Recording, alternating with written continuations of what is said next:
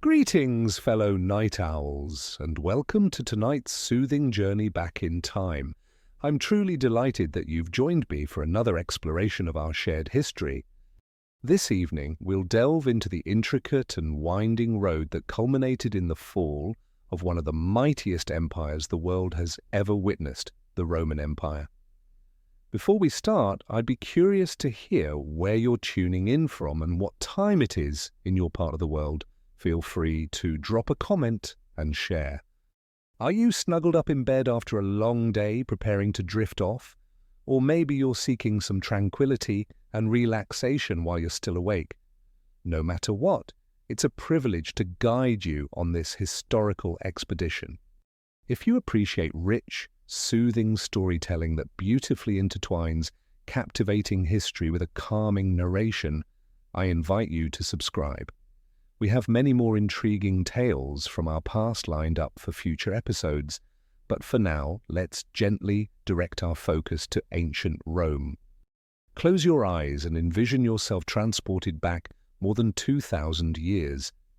Imagine the energetic streets of Rome at the pinnacle of its power and glory. The splendid marble temples and monuments sparkling in the Mediterranean sunlight. The forum alive with the dialogue of politicians, merchants, and regular citizens going about their daily routines. Powerful legions marching out from the city gates, destined to extend the empire's reach to the farthest corners of the known world. It might have seemed during those radiant years that Rome was everlasting, that its wealth, power, and indefatigable spirit could never be shattered. Yet even the strongest of empires are subject to decline, and Rome was no exception. The narrative of Rome's fall is intricate and lengthy, encompassing centuries of conflicts, political maneuverings, economic turmoil, and significant social and religious transformations. There was no singular reason, no decisive strike, but rather a gradual disintegration as fissures emerged in the very bedrock of Roman influence and esteem. In the hours ahead, we will meander through the intricate narrative of Rome's fall, taking moments to reflect on pivotal events and individuals that forged its fate. We will encounter emperors, both astute and foolish, generals, both brave and arrogant, along with a dynamic array of everyday Romans navigating through remarkable eras. So find a comfortable spot, breathe slowly and deeply, and allow the contemporary world to fade away as we set off on our expedition back through the misty corridors of history to investigate the waning years of the once formidable Roman Empire. Our tale commences in the final years of the 2nd century AD. Externally, the empire seemed to be at the zenith of its might and stability. Its borders were well guarded, the economy flourished, and a sequence of wise and skilled leaders known as the 5 Good Emperors had ushered in a period of peace and prosperity. Yet beneath this guise of invulnerable strength, hairline fractures were beginning to appear in the essence of Roman authority. These minuscule breaks would eventually multiply and expand until the previously solid foundation of the empire disintegrated entirely. One of the earliest indicators of impending trouble was a gradual yet persistent decline in the power and effectiveness of the imperial throne itself. For generations, the empire had been steered by a line of rulers who exemplified the solemn discipline and civic virtue recognized as quintessentially Roman traits. However, as the 2nd century came to a close, a new type of emperor began to rise. These were men more fascinated by the allure and indulgences of power than the demanding responsibilities of governance. A notably infamous figure among these emerging rulers was Commodus, the son and successor of the esteemed philosopher king Marcus Aurelius. Commodus assumed power in 177 AD at the mere age of 19. While his father exemplified wisdom and duty, Commodus emerged as a self-absorbed and whimsical young man who prioritized the praise of the masses over the significant duties of ruling an empire. He took on the persona of a gladiator, often entering the arena to battle against fearful adversaries who had been ordered to yield to the emperor's blows. He renamed the city of Rome as Colonia Commodana, the colony of Commodus, and even altered the names of the months to reflect his various titles and accolades. As Commodus pursued his self-indulgences and ignored governmental responsibilities, the once sturdy pillars of imperial power began to fracture and decline. The Senate, which historically acted as a counterbalance to the emperor's excesses, found itself more and more marginalized and disregarded. The military, recognizing the vulnerabilities at the heart of the empire, started to assert its own authority. In 192 AD, following over 10 years of mismanagement, Commodus was ultimately assassinated in a coup within the palace. Nevertheless, his demise did little to restore order or dignity to the imperial position. In the years that followed, Rome would become embroiled in a succession of fleeting and often violently overthrown emperors, as various factions among the military and Senate vied for supremacy. This relentless cycle of assassination and change escalated dramatically with the emergence of the Praetorian Guard, the personal protectors of the emperor. Initially established to safeguard the emperor, the Praetorians soon transformed into a power-brokering force in their own right, installing and deposing rulers at will in exchange for bribes and political concessions. Within a mere 16 years, from 235 to 251 AD, no fewer than 20 emperors claimed the throne, many only lasting a few months before being eliminated by their own guards or competing claimants. The once venerable dignity of the imperial office had deteriorated into little more than a vacant crown to be purchased, traded, or forcibly seized. However, the decay afflicting Rome during these times was not limited to the imperial palace alone. Even while the political framework of the empire was splintering, its economic foundations began to waver as well.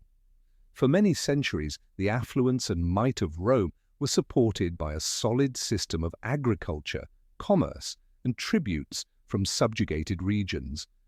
However, as the 3rd century commenced, this once thriving economy began to exhibit signs of distress.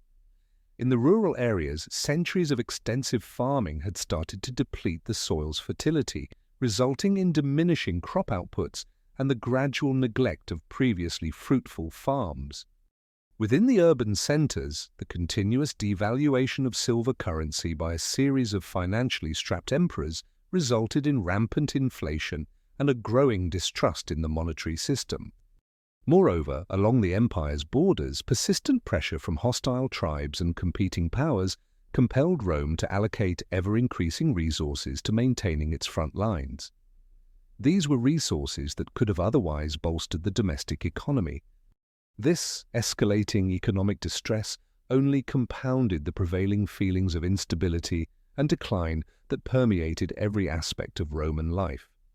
While the grand facade of the empire might still appear imposing from a distance, and the legions continued their marches, and the monuments still sparkled up close, the fractures in the facade were becoming increasingly difficult to overlook.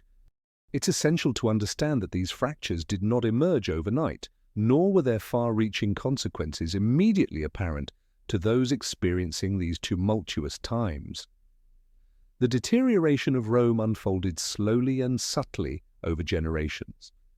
Many Romans undoubtedly continued with their daily routines as they always had, devoting themselves to their trades, caring for their families, celebrating festivals, and lamenting losses, largely shielded from the profound shifts occurring beneath the surface.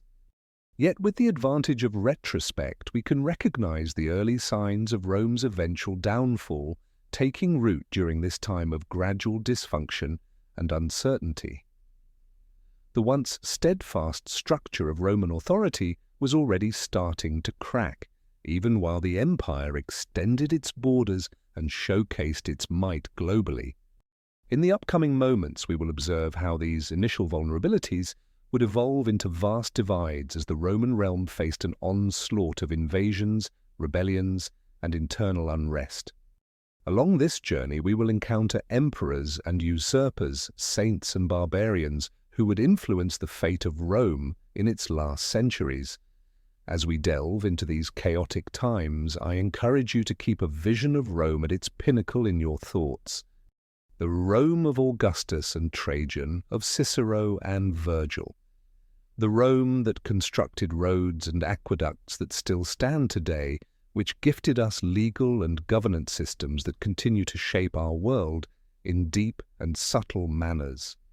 That Rome, the everlasting city atop the 7 hills, the Caput Mundi, the epicenter of the world, may seem alarmingly distant now, separated from our contemporary existence by an unfathomable chasm of years. Yet in the brief flickers of our historical imagination, we can still glimpse its diminished splendor. Thus, as we gracefully navigate through these subsequent chapters in Rome's protracted decline, let us honor the remarkable achievements of the Roman Empire and the frail, imperfect individuals who lived and contended within its expansive reach, not so different from you or I. With this in mind, let us gently transition into the rich and dreamlike expanse of Rome's history and immerse ourselves in the enthralling narrative of its decline.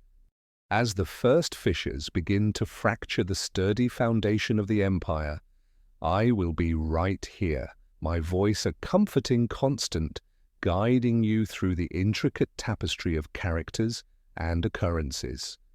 There's no need to force yourself to remember every detail. Simply let the tale envelop you and allow your imagination to conjure vivid images of this lost world. And should you ever find your eyelids becoming drowsy or your thoughts drifting away, remember that it's perfectly fine to allow yourself to gently slip into sleep. The narrative will patiently await your return.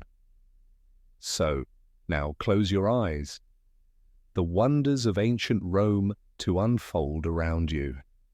Visualize the grand marble pillars and majestic triumphal arches, with golden eagles perched on vibrant red banners billowing in the breeze. Listen to the far-off sound of legionary footsteps, the laughter and dialogue of the bustling forum, and the clash of swords as gladiators engage in combat within the arena. As this imagery comes to life and our adventure commences, take comfort in knowing that you are among friends. Each of us, in our own unique way, are heirs to the rich heritage of Rome, its victories, its downfalls, its wisdom, and its foolishness. By delving into the story of this long-lost empire's rise and decline, we are, in a way, investigating the very foundations of our own civilization, the intricate, intertwining roots from which much of our contemporary world has flourished. This is a heritage we carry with us, whether consciously or unconsciously, manifested in the language we speak, the laws we follow, the roads we traverse, and the tales we share, a legacy so vast and enduring that it can at times be overwhelming to fully grasp its breadth and majesty. Yet tonight, as we embark on this journey through the dimming dusk of Rome, we have a moment to step back and appreciate the sweeping drama of this civilization's arc, to feel the weight of countless years resting upon us, even as they elevate us with their sense of wonder. So let us commence, you and I, at this pivotal point in Rome's history, with the empire still cloaked in the splendor of its might, yet with the first signs of deterioration already emerging. The path ahead will be long and complex, scattered with the remnants of warfare and shimmering glory. However, I assure you, by the end of our voyage, we will have witnessed the very essence of a civilization exposed, in both its magnificence and its melancholy. Content advisory. This script includes a brief, non-graphic mention of violence. As the tumult of the 3rd century finally began to wane, and a weary Rome paused to recuperate under Diocletian's leadership, fresh challenges were emerging on the horizon. The vastness and prosperity of the empire had long drawn envious gazes from tribes and groups living beyond the Danube and Rhine rivers. Entities such as the Goths, Vandals, Saxons, and Franks had been in conflict with Rome for centuries. Roman forces would regularly cross the borders to subdue and pacify these so-called barbarians, either assimilating them into the empire or utilizing them as a buffer against more distant threats. Yet now the dynamics were shifting. As we've noted, the turmoil of the 3rd century had significantly weakened the Roman military. Legions that once appeared unconquerable now found it challenging to fend off increasingly audacious raids and incursions from Germanic warriors. Gradually, the military balance was tilting. Barbarian war bands were evolving into formidable tribal kingdoms with advanced political organizations and capable leadership. They observed Rome's diminishing control over its frontier provinces and recognized a chance to strike. As the 4th century approached, one tribe in particular would rise to become Rome's most formidable rival. The Goths, an East Germanic group, had migrated from southern Scandinavia to the region north of the Black Sea during the early 1st millennium AD. For nearly 100 years, they had been a well-known presence along the lower Danube, at times clashing with the Romans as foes and at other times allying with the emperors. In the early 300s, the Goths split into 2 branches, the Visigoths in the west and the Ostrogoths in the east. Their ascendance would be accelerated by an imminent threat emerging from the steppes of Central Asia. The Huns were a nomadic people whose origins and ethnic composition remain largely enigmatic. It's evident that their aggressive advance toward the west in the late 300s initiated a series of events that would profoundly disrupt an already unstable Roman landscape. In an effort to escape the Hunnic invasion, the Visigoths requested authorization to traverse the Danube border and establish a settlement within the empire. In a pivotal decision, Emperor Valens consented, permitting the tribe to take root in the Balkans in 376. This choice was made more out of necessity than camaraderie. Valens believed that the Goths could act as a front-line defense against the Huns, while also providing a ready source of recruits for the chronically understaffed legions. Yet any notion of a straightforward partnership quickly disintegrated. Upon crossing the river, the Goths faced severe mistreatment from the local Roman officials. Fueled by hunger and resentment over their poor reception, the tribe rebelled. The situation culminated in 378 with the pivotal Battle of Adrianople. Leading a formidable army, Emperor Valens set out with confidence to crush the Gothic insurgents. However, amidst the parched plains near the city, the Romans suffered a disastrous defeat. Surrounded by Gothic cavalry, the imperial forces were annihilated. Valens met his end in the carnage, marking the first time an emperor fell in confrontation with a barbarian adversary. The aftermath of Adrianople sent shockwaves throughout the empire. The Eastern Roman military was severely weakened, allowing the Goths to freely raid the Balkan regions. This was a foreboding foreshadowing of what lay ahead. Numerous other tribes now rushed to take advantage of Rome's precarious situation. On the final day of 406, a colossal coalition of Alans, Vandals, and Suebi surged across the Rhine, breaching Roman defences. Like a mighty tide, the Germanic invaders inundated Gaul, Hispania, and other once secure territories. What had once seemed unimaginable was now within reach. After centuries of fending off barbarian threats, the borders had utterly crumbled.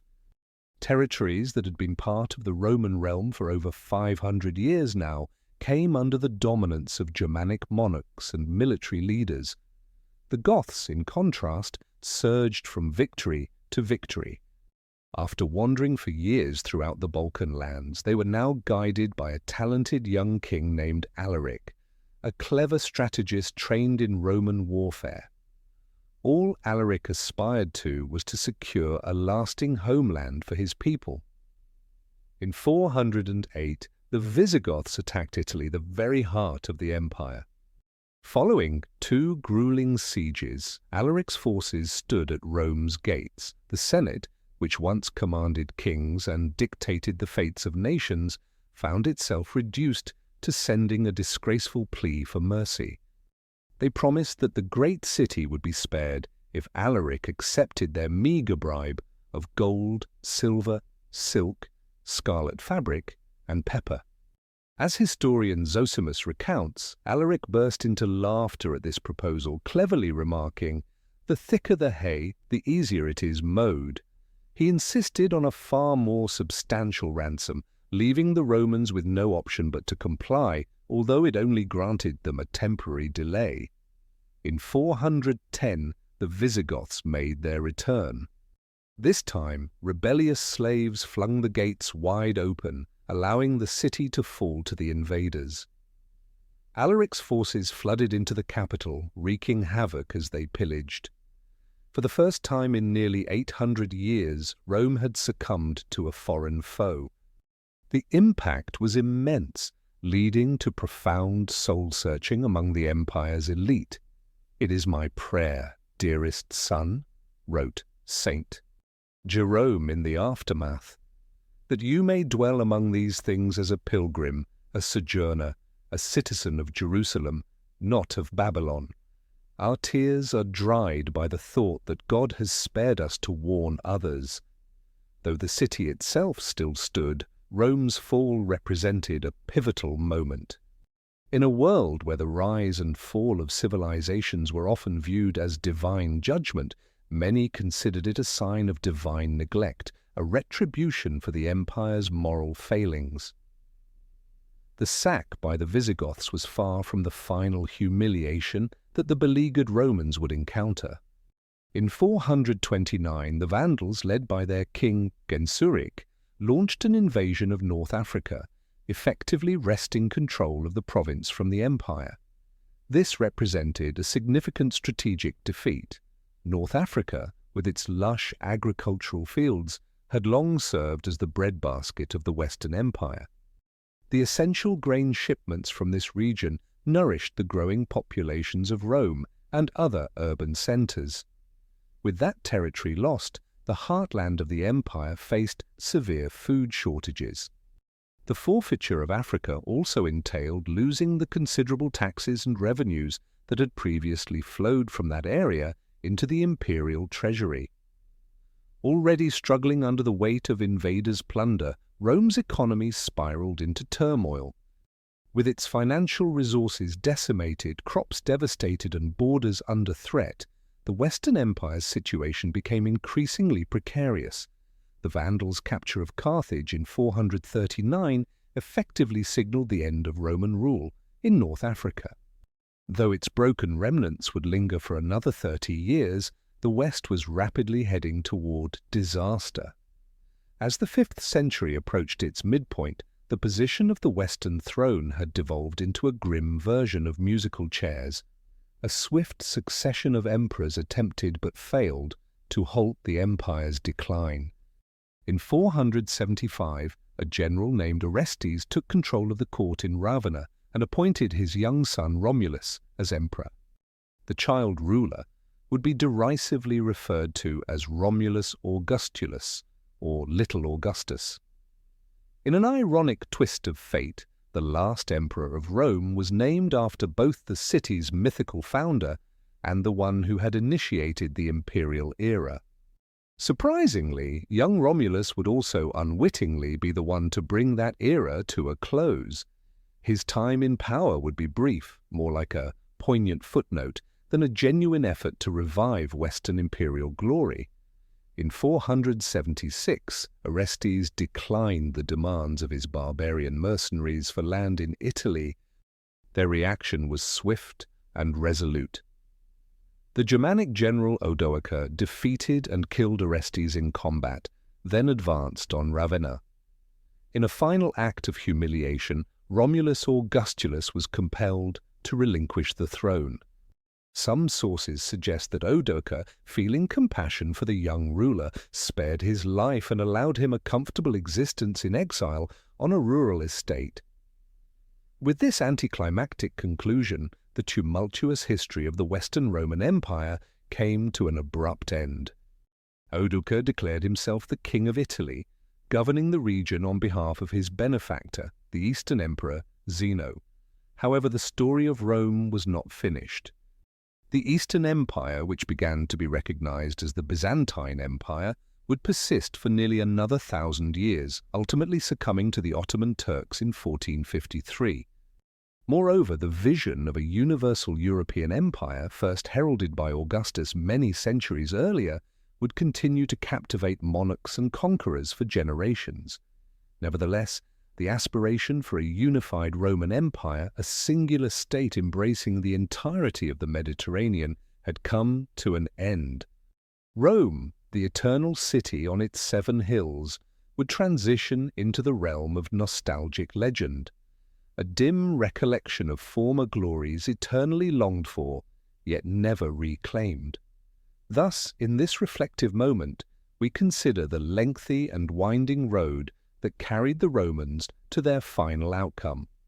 In recounting their decline and fall, what insights might we glean for our own society? Perhaps first and foremost, Rome serves as a cautionary reminder about the perils of imperial arrogance. At the pinnacle of its strength, Rome's reign appeared everlasting and unassailable. The sheer magnitude and reach of the empire led its leaders to become complacent, blind to the fissures developing in the very bedrock of their civilization.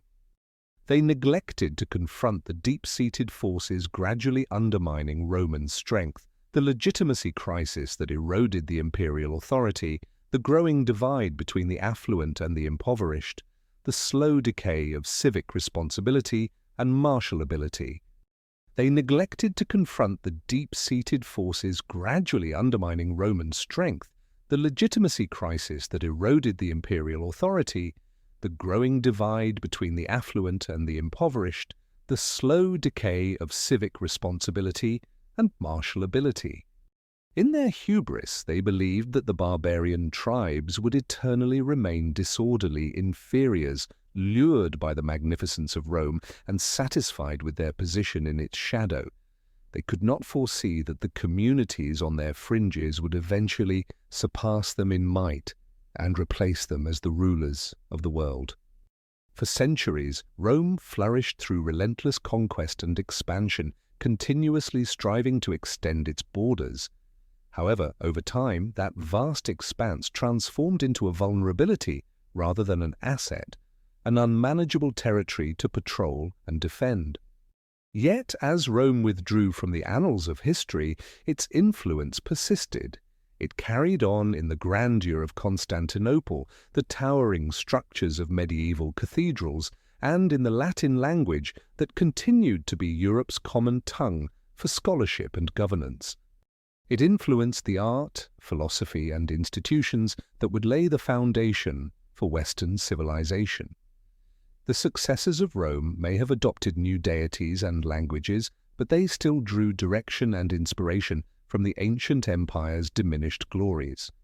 Even the Renaissance, that grand revival of art and learning, regarded itself as the renewal of a classical ideal that had never fully faded. So rest now, dear friends, and reflect on the long-ago journey of a civilization that once appeared everlasting.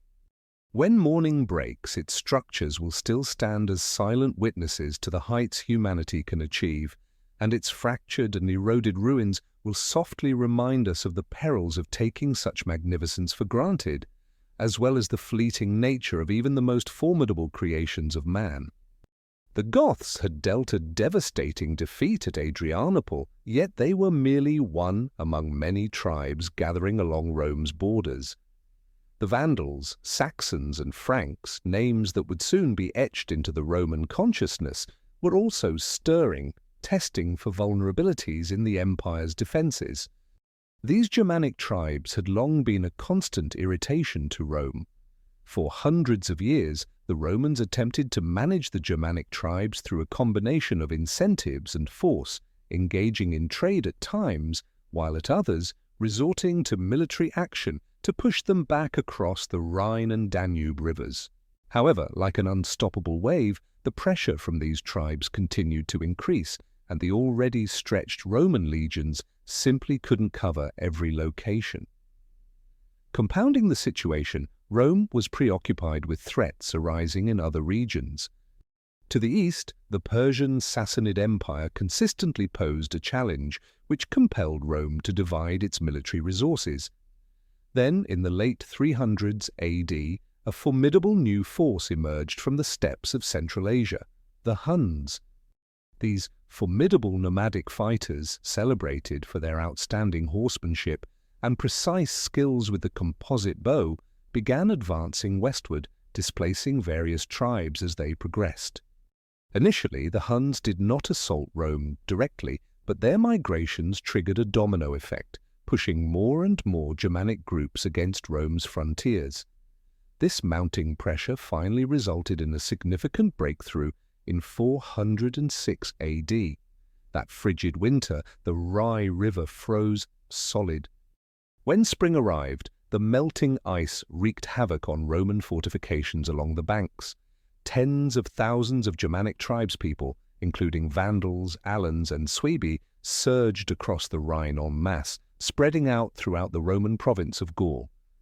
The already vulnerable Western Empire would never recover from this devastating blow. In 410, the Visigoths, led by their astute king Alaric, besieged Rome itself. For the first time in nearly 800 years, barbarians breached the mighty city's defenses. The sack of Rome reverberated throughout the empire, marking a stark psychological turning point. If Rome could be vulnerable, no place was secure. However, the humiliation of the Eternal City was just beginning. In 455, the Vandals, who had established a kingdom in North Africa, came knocking. Under the command of their formidable leader, Genseric, the Vandals landed at Ostia and spent a fortnight systematically looting Rome of its wealth. Invaluable gemstones, gold and silver artifacts, even the gilded bronze tiles from the Temple of Jupiter were carted away to embellish Genseric's palaces in Carthage. The term vandalism originates from the memory of their ruthless pillaging. The Vandals' conquest of North Africa proved particularly catastrophic for the Western Empire. For centuries, the fertile regions that constitute modern Tunisia and Algeria had been the breadbasket for Rome's bustling population. This area provided essential grain shipments that kept the capital nourished and satisfied. With that land lost and the shipping routes under Vandal dominance, Rome found it increasingly difficult to replenish its granaries. Hunger became an ever-present companion alongside fear for the once proud Romans. As external threats and internal strife besieged the empire, Rome's power gradually disintegrated in a piecemeal fashion. Gaul fell into the hands of the Franks, Burgundians, and Visigoths. The Angles, Saxons, and Jutes divided up Britain, while the Vandals took control of North Africa. The Western emperors remained clinging to Italy, but their situation became increasingly fragile. The extensive territorial losses led to a sharp decline in tax revenue, funds that the empire critically needed to compensate its soldiers and support its various operations. To address the fiscal shortfall, Roman mints resorted to debasing the currency by reducing the silver content in the coins. Unfortunately, this move instigated severe inflation, further undermining public trust. With the economy in chaos, borders overrun, and the illusion of invincibility irreparably damaged, by the late 400s AD, the Western Roman Empire had become a mere shadow of its former glory. All that was needed was one final slip to bring this decaying relic crashing down, and that gust of wind was already stirring from the east, stirring the golden banners of the Huns as their most notorious leader set his sights on Rome. His name still sends chills down spines even today. Attila, the scourge of God. Emerging from a prominent family among the Huns, Attila ascended to power in the early 400s alongside his brother Bleda. Initially, the two siblings co-ruled, extracting immense tribute from a weakened Eastern Roman Empire. However, Attila grew discontent with the shared power and riches. In 445, he assassinated his brother, taking full control of the Hunnic military apparatus. As the unquestioned ruler of the steppes, Attila initiated a wave of aggressive raids and conquests that extended his empire's reach from the Caspian Sea to the Rhine. A brilliant strategist and adept at psychological warfare, he wielded fear as a formidable weapon. The ferocity and swiftness of his assaults instilled terror wherever he moved. It was said that wherever Attila traversed, grass would no longer thrive. In 452, his horde of nomadic cavalry, possibly numbering around 500,000, surged across the Alps and into Italy, heading straight for Rome. As Attila ravaged the Po Valley, the Western Emperor Valentinian III could do nothing but witness the devastation from his sanctuary in Ravenna.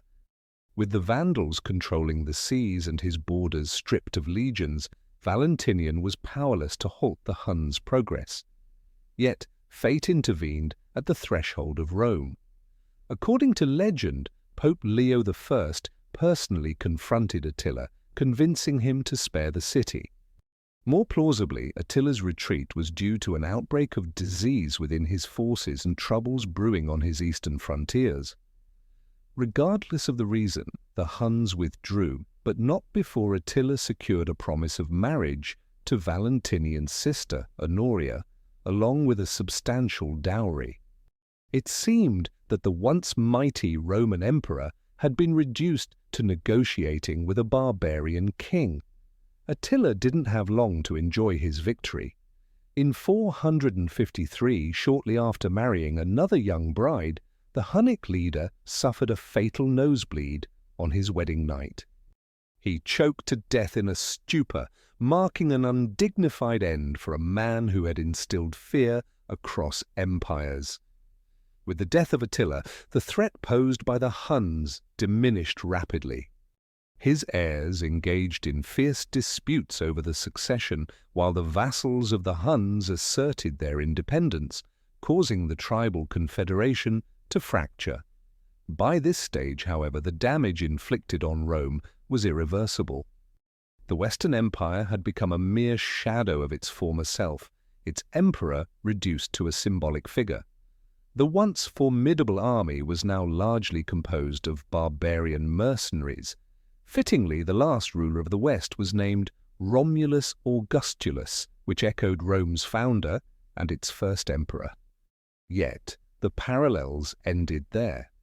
Romulus Augustulus was practically a puppet, a pawn caught in the power struggles among barbarian leaders. His father, Orestes, a former secretary of Attila, had usurped control of the imperial government in 475 AD. In an attempt to placate his barbarian soldiers, Orestes promised them land grants in Italy, but the Western Empire scarcely had any land left to offer. When Orestes failed to honor his promise, simmering discontent erupted into open rebellion. The Germanic mercenaries united under one of their own, a chieftain named Odoacer. In 476, Odoacer's forces seized and executed Orestes, then advanced upon Ravenna, where they discovered the young Emperor Romulus cowering in his palace. In a final act of humiliation, Odoacer stripped the imperial insignia from the boy and sent him into comfortable exile in Campania. The Western Roman Empire had finally met its end. This fall sent shockwaves throughout the Mediterranean world. The Eastern Roman Empire, the segment of the empire that had long looked down upon their Latin counterparts, now found itself standing alone against the currents of history. In a symbolic gesture, the Eastern Emperor Zeno abolished the title of Western Emperor, declaring himself the sole ruler of a unified Roman realm, even as that realm crumbled around him. Paradoxically, even the barbarians who had toppled the Western Empire seemed to acknowledge some semblance of Rome's majesty. Many of these leaders persisted in minting coins that featured the likeness of the emperor and ruling in the emperor's name, even though their reigns were merely a faint echo of imperial magnificence. It appeared that the essence of Rome could not be entirely snuffed out. The empire left an indelible mark on the collective European psyche. Its language, Latin, remained the principal medium for education and religious ceremonies for many centuries. Its legal principles laid the groundwork for civil law throughout the continent. The literature, philosophy, and artistry of Rome established benchmarks that endured for more than a millennium. Even the city of Rome, ravaged and depopulated, draped itself in the allure of its former greatness. As Europe slipped into the Dark Ages, scholars and historians gazed back with a mix of reverence and nostalgia at the lost brilliance of the Eternal City. Eventually, a new Western Roman emperor would emerge, this time donning the crown of a Germanic monarchy that traced its lineage back to the conquests of Charlemagne. The Holy Roman Empire, as it came to be recognized, was a deliberate endeavor to reignite the splendors of Rome, though, as Voltaire humorously noted, it was neither holy nor Roman nor an empire. For over a millennium, the shadow of Rome loomed large over the West. Meanwhile, as the East upheld the torch through the Byzantine Empire, focused around Constantine's shining capital of Constantinople, the Byzantines, who proudly identified as Romans, safeguarded the arts, literature, and governance of Greco-Roman civilization for centuries following the fall of the Western Empire. The stunning mosaics of Hagia Sophia, the golden treasures of Byzantine iconography, and the detailed court rituals of the emperors, all these reflected the magnificence that had once characterized Rome. Even after Constantinople fell to the Ottoman Turks in 1453, the aspiration for a restored Roman Empire lingered in the minds of European rulers and intellectuals. The Russian Tsars declared Moscow the Third Rome, assuming the legacy of the Byzantine emperors.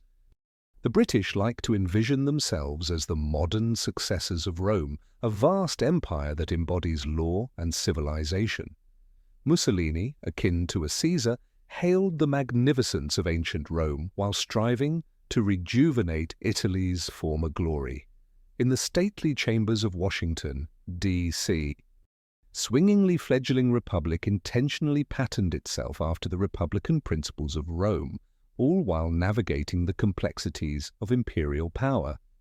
Ultimately, though, the real inheritance of Rome may reside less in its military triumphs or imperial grandeur, and more in the cautionary narrative of its downfall, a stark warning about the perils of corruption, overextension, and the gradual decline of civic responsibility.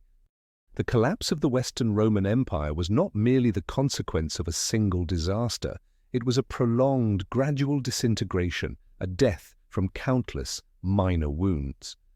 This story serves as a sobering reflection for any society that has become complacent or overly assured of its own importance. Even the strongest of empires, as Rome illustrates, can falter if they become detached from the principles and virtues that fostered their greatness. As we have observed, the roots of Rome's end were established early amid the escalating decadence and corruption of its ruling class, the increasing wealth disparity, and the slow decay of traditional values and institutions. These internal frailties left Rome fragile and sensitive to external pressures, such as the military crises of the 3rd century and the barbarian incursions of the 4th and 5th centuries. By the time the Visigoths arrived at the gates, Rome had already become a shadow of its former self, a hollow giant with diminished legions, a bloated bureaucracy, and a strained economy. When the downfall finally occurred, it resembled less a dramatic catastrophe and more the inevitable collapse of a decayed tree. There is often a temptation to look back at the fall of Rome and draw superficial parallels with our current era, identifying in our social rifts and political troubles the same seeds of decline. Indeed, the Roman narrative offers timeless insights for any society.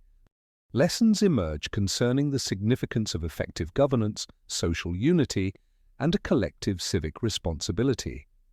However, perhaps the more profound lesson from Rome is the reminder that all things eventually come to an end. The strongest empires and the most dazzling cultures ultimately prove to be as fleeting as the morning dew. Sic transit gloria mundi. Thus passes the glory of the world.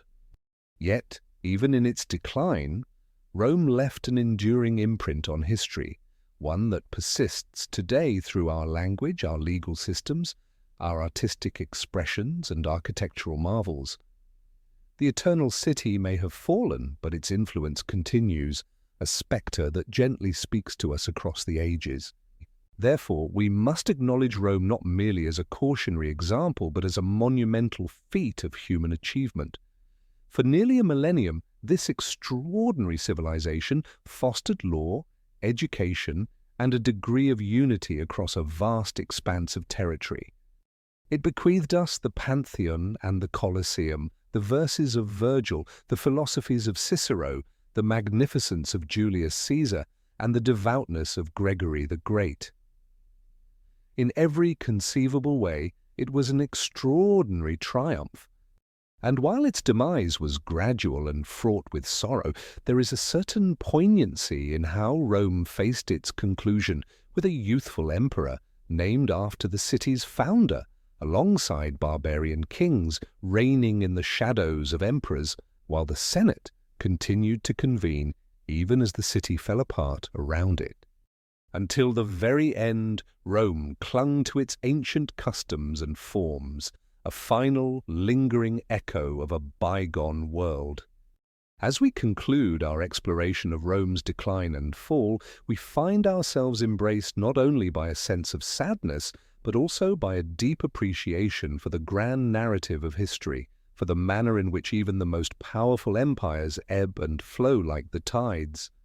Rome's saga serves as a reminder of the vulnerability of human endeavors, yet also underscores their lasting ability to inspire and amaze. So let us bid farewell to Rome, not with grief, but with gratitude for all that it has offered us. And let us forever hold in our hearts the memory of this once magnificent civilization. A brilliant city atop a hill whose light continues to shine upon the world. I appreciate you joining me on this exploration through history. Wishing you sweet dreams. As Constantine's sons fought over their inheritance, the empire's adversaries grew increasingly audacious. In the east, the Sassanid Persians, led by their formidable monarch Shapur II, initiated invasions into Roman Mesopotamia and Armenia. Shapur had begun his reign as king of Persia as a child and ruled for an astonishing 70 years.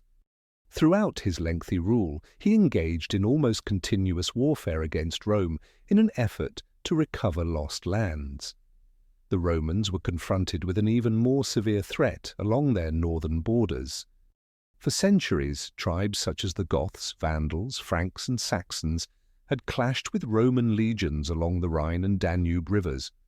The Romans viewed these tribal fighters as uncivilized barbarians.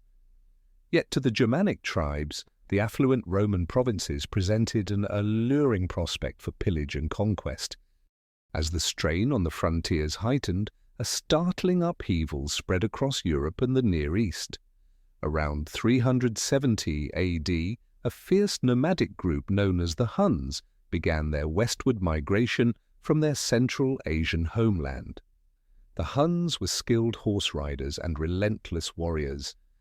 Their incursion triggered a chain reaction, prompting tribes like the Goths to flee across the Danube, seeking safety within the Roman Empire. Initially, the Romans attempted to accommodate the newcomers, but tensions quickly escalated. In 378, the Eastern Emperor Valens confronted Gothic forces in battle near the city of Adrianople. This would turn out to be one of the most catastrophic military defeats in Roman history. Valens, underestimating his enemy, recklessly launched an attack before Western reinforcements could arrive. Arrows poured down upon the legions as they advanced across the plain. Valens himself was killed, as the imperial army was surrounded and obliterated. Rome had suffered the loss of an emperor, two-thirds of its eastern forces, and any lingering sense of invincibility. The Battle of Adrianople represented a significant turning point. The military reputation of Rome was irrevocably damaged, and although the Goths could not capture the eastern capital, Constantinople, they were now free to raid the Balkan territories at will. More tribes surged across the borders, attracted by the unmistakable scent of Roman vulnerability. In 406, the Alans, Vandals, and Suevi crossed the frozen Rhine into Gaul. 3 years later, Alaric, the king of the Visigoths, descended upon Italy and besieged Rome itself. The Eternal City had not confronted a foreign army at its gates for centuries. The tension was palpable as Alaric's Goths encircled the capital. The Senate quickly assembled a ransom made up of gold, silver, silk, and pepper. Alaric withdrew, but an assassination plot against the emperor poisoned any hope for enduring peace. In August of 410, the unimaginable occurred. Alaric's forces invaded Rome and subjected the capital to 3 days of plundering and devastation. Although the sack was relatively restrained by the standards of that era, Alaric, an Arian Christian, prohibited the desecration of churches. The blow to Roman power and prestige was devastating. Saint Jerome, the esteemed Christian scholar, mourned that the light of the world had gone out. The balance of power was inexorably shifting towards the new eastern capital of Constantinople. Yet the shocks continued for the Western Empire. In 429, the Vandals, under their king Gaiseric, moved from Spain into North Africa. With astonishing ease, they captured Carthage, Rome's essential breadbasket. The loss of Africa's crucial grain supplies resulted in a logistical and economic crisis for Italy. The Western Empire had become a mere shadow of its former strength, stripped of resources and territory. A dismal procession of child emperors and military leaders cycled through the palace, powerless to halt the empire's rapid decline. The Vandals once again plundered a defenseless Rome in 455, and in 476, the last Western emperor, Romulus Augustulus, was overthrown by the Germanic leader Odoacer. The Western Roman Empire faded into history, although the Eastern Empire would persist as the Byzantine Empire for nearly another millennium. While some interpret Rome's demise as a sudden disaster, it was more accurately a prolonged disintegration. There wasn't a singular reason for this downfall. Instead, it was a convergence of external assaults and internal decay that gradually depleted Rome's power. Foreign invaders exploited borders that had become weak due to neglect. Armies, loyal to various generals and Germanic leaders, turned against the empire. Severe taxation and rampant inflation, fueled by ongoing conflicts and a devalued currency, devastated the economy. Corruption and excess among the elite ignited public resentment and unrest. The emergence of Christianity fostered vital new social connections while simultaneously creating rifts and diminishing traditional civic engagement. The narrative of Rome's decline is complex, yet the insights draw parallels throughout history. It serves as a warning that greatness and dominance are not everlasting. Repeatedly, from Persia to China to the British Empire, sovereignty has succumbed to decline when nations overreach and become blinded by arrogance and isolation from the warning signs of their own downfall. Historian Edward Gibbon, in his influential work, The History of the Decline and Fall of the Roman Empire, portrayed Rome as a magnificent civilization diminished as much by its own actions as by external enemies. Even amid the centuries of bloodshed and upheaval that followed the collapse known as the Dark Ages, the empire's legacy could never be extinguished. The Latin language laid the foundation for several European languages, the Roman alphabet persisted, and the principles of Christianity and ecclesiastical law that developed within the empire spread throughout Europe and beyond. Rome's contributions to literature, architecture, science and philosophy enriched both medieval and modern Western culture. As the Renaissance and Age of Enlightenment emerged, intellectuals revisited the splendor of Rome for inspiration, albeit with a selective focus.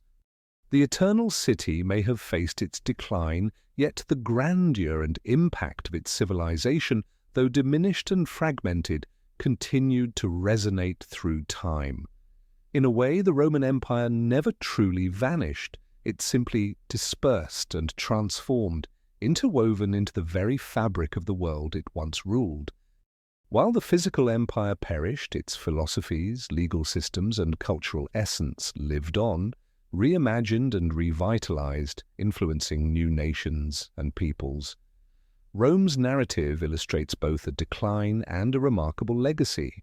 Perhaps the closest history has come to an everlasting empire. As we observed, the captured emperor Valerian became a living emblem of Rome's disgrace and diminishing power.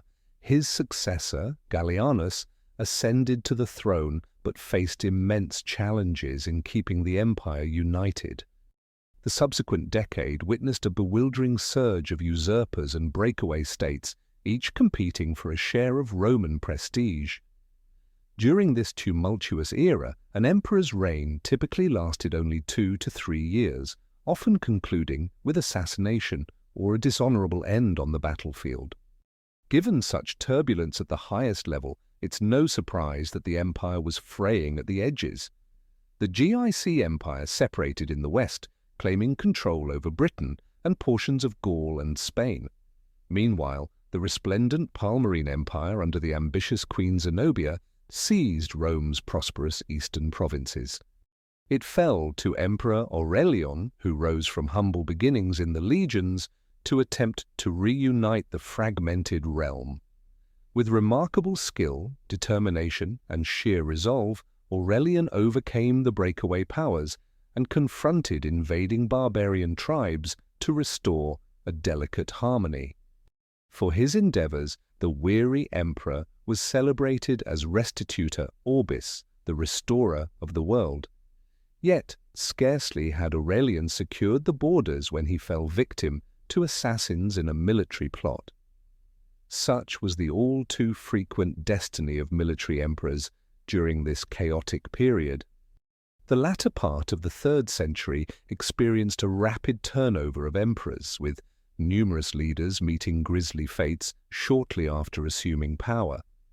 Though the empire continued for a few more decades, its reputation suffered significantly, and the underlying issues could no longer be overlooked. Urgent reforms were essential to prevent Rome's collapse. This daunting challenge fell to a capable general by the name of Diocletian, whose rule would signify a pivotal moment in the narrative of Rome's gradual downfall. Ascending to power in 284 AD, he was fundamentally a soldier, having climbed the ranks due to his intellect and leadership abilities. Diocletian recognized that the empire could hardly withstand further conflicts fueled by ambitious generals. In response, he made a bold decision to divide the empire into 2 halves. He would govern the eastern section while appointing a co-emperor, Maximian, to oversee the west. Each emperor would then have a junior partner called a Caesar, establishing a 4-person governance structure referred to as the Tetrarchy. The goal was to create clear succession paths and ensure stability. Diocletian's reforms didn't end there. He reorganized provinces into smaller, more manageable divisions and significantly enhanced the imperial administrative system. More governors and tax collectors meant that the emperor's influence reached every corner. However, this also led to increased taxation, which didn't win Diocletian any favors among the common folk. In a desperate bid to counteract inflation, Diocletian proclaimed his well-known edict on maximum prices in 301. This comprehensive law imposed price limits on thousands of goods and services, from the cost of wheat to legal fees. Strict punishments were enforced for merchants who exceeded these caps. Yet, similar to most price control measures, the edict backfired and was largely disregarded. Diocletian identified threats to the empire from both internal and external sources. To him, the growing influence of Christianity directly threatened the emperor's divine authority. In 303, he initiated the most severe and violent persecution of Christians recorded in Roman history. Churches were destroyed, scriptures were set ablaze, and the faithful were compelled to make sacrifices to the ancient deities under the threat of death. Despite these measures, Diocletian's reforms ultimately fell short in halting the gradual disintegration of Rome. When the aged emperor stepped down in 305 and the tetrarchs began to bicker among themselves, it became evident that a more assertive approach was necessary. The ambitious son of one of the tetrarchs, Constantine, was poised to take charge. The era of Constantine the Great signified a significant turning point in Roman history. Ascending to power after enduring a series of civil conflicts, Constantine would indelibly alter the empire. His most crucial moment unfolded before a battle against his competitor Maxentius in 312. According to the renowned account, Constantine witnessed a vision of a cross in the sky alongside the words, "In this sign conquer." Interpreting this as a sign of divine approval, Constantine marched into battle under the banner of Christ and achieved victory. The subsequent year, he promulgated the Edict of Milan, which established religious tolerance and effectively legalized Christianity throughout the empire. This marked a profound transformation, as a faith that had once faced persecution now received imperial endorsement. Yet perhaps Constantine's most tangible legacy was the establishment of a magnificent new capital named after him, Constantinople. Located on the Bosphorus Strait, this new Rome was inaugurated in 330 AD. With its strategically advantageous position and strongly fortified walls, Constantinople would become the vibrant center of the empire long after the Western Roman Empire had fallen. When Constantine passed away in 337, the empire was divided among his feuding sons, and it would never be fully reunited again. As imperial authority diminished, the stage was set for Rome's final chapter. All the while, the escalating influence of Christianity permeated through society, slowly displacing the pagan customs that had underpinned Rome for centuries. By the end of the 4th century, the Roman Empire had dwindled to a mere shadow of its former glory. The once grand Pax Romana had surrendered to an era of uncertainty. As the increasingly fractured empire confronted threats from multiple directions, barbarian tribes that had previously been kept at bay began to gather ominously like storm clouds on the horizon. The Goths, Vandals, Franks, and various Germanic tribes had engaged in trade and warfare with Rome for ages. Often, they were permitted to settle within Roman borders in return for military assistance. However, as the imperial authority waned, these agreements became strained. Disturbing signs of unrest echoed from the forests beyond the Rhine and Danube frontiers. This fragile equilibrium was disrupted by the sudden emergence of the Huns, fierce nomadic warriors from the steppes of Central Asia. However, as the imperial authority waned, these agreements became strained. Disturbing signs of unrest echoed from the forests beyond the Rhine and Danube frontiers. This fragile equilibrium was disrupted by the sudden emergence of the Huns, fierce nomadic warriors from the steppes of Central Asia. United under their ambitious leader, King Attila, the Huns carved a violent path through Europe, prompting Gothic refugees to flee into Roman territories.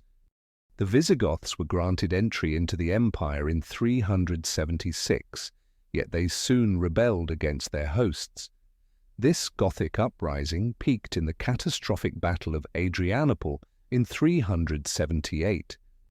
The Eastern Empire's emperor, Valens, recklessly attempted to crush the Goths without waiting for reinforcements, only to find himself outmaneuvered and encircled on the battlefield. Valens perished, along with 2/3 of his forces. It was the most crushing defeat that Rome had encountered, since Hannibal triumphed at Cannae over 6 centuries prior. The devastating bloodshed at Adrianople foreshadowed what was to come. A few decades later, the Goths would arrive at the very gates of Rome. Alaric, the king of the Visigoths, had once fought alongside the Romans. Yet, when the promises of land and tribute were not fulfilled, Alaric turned against his former masters. Alaric's troops pillaged Rome in 410 AD, marking the first instance in nearly 800 years that the city had succumbed to an outside aggressor.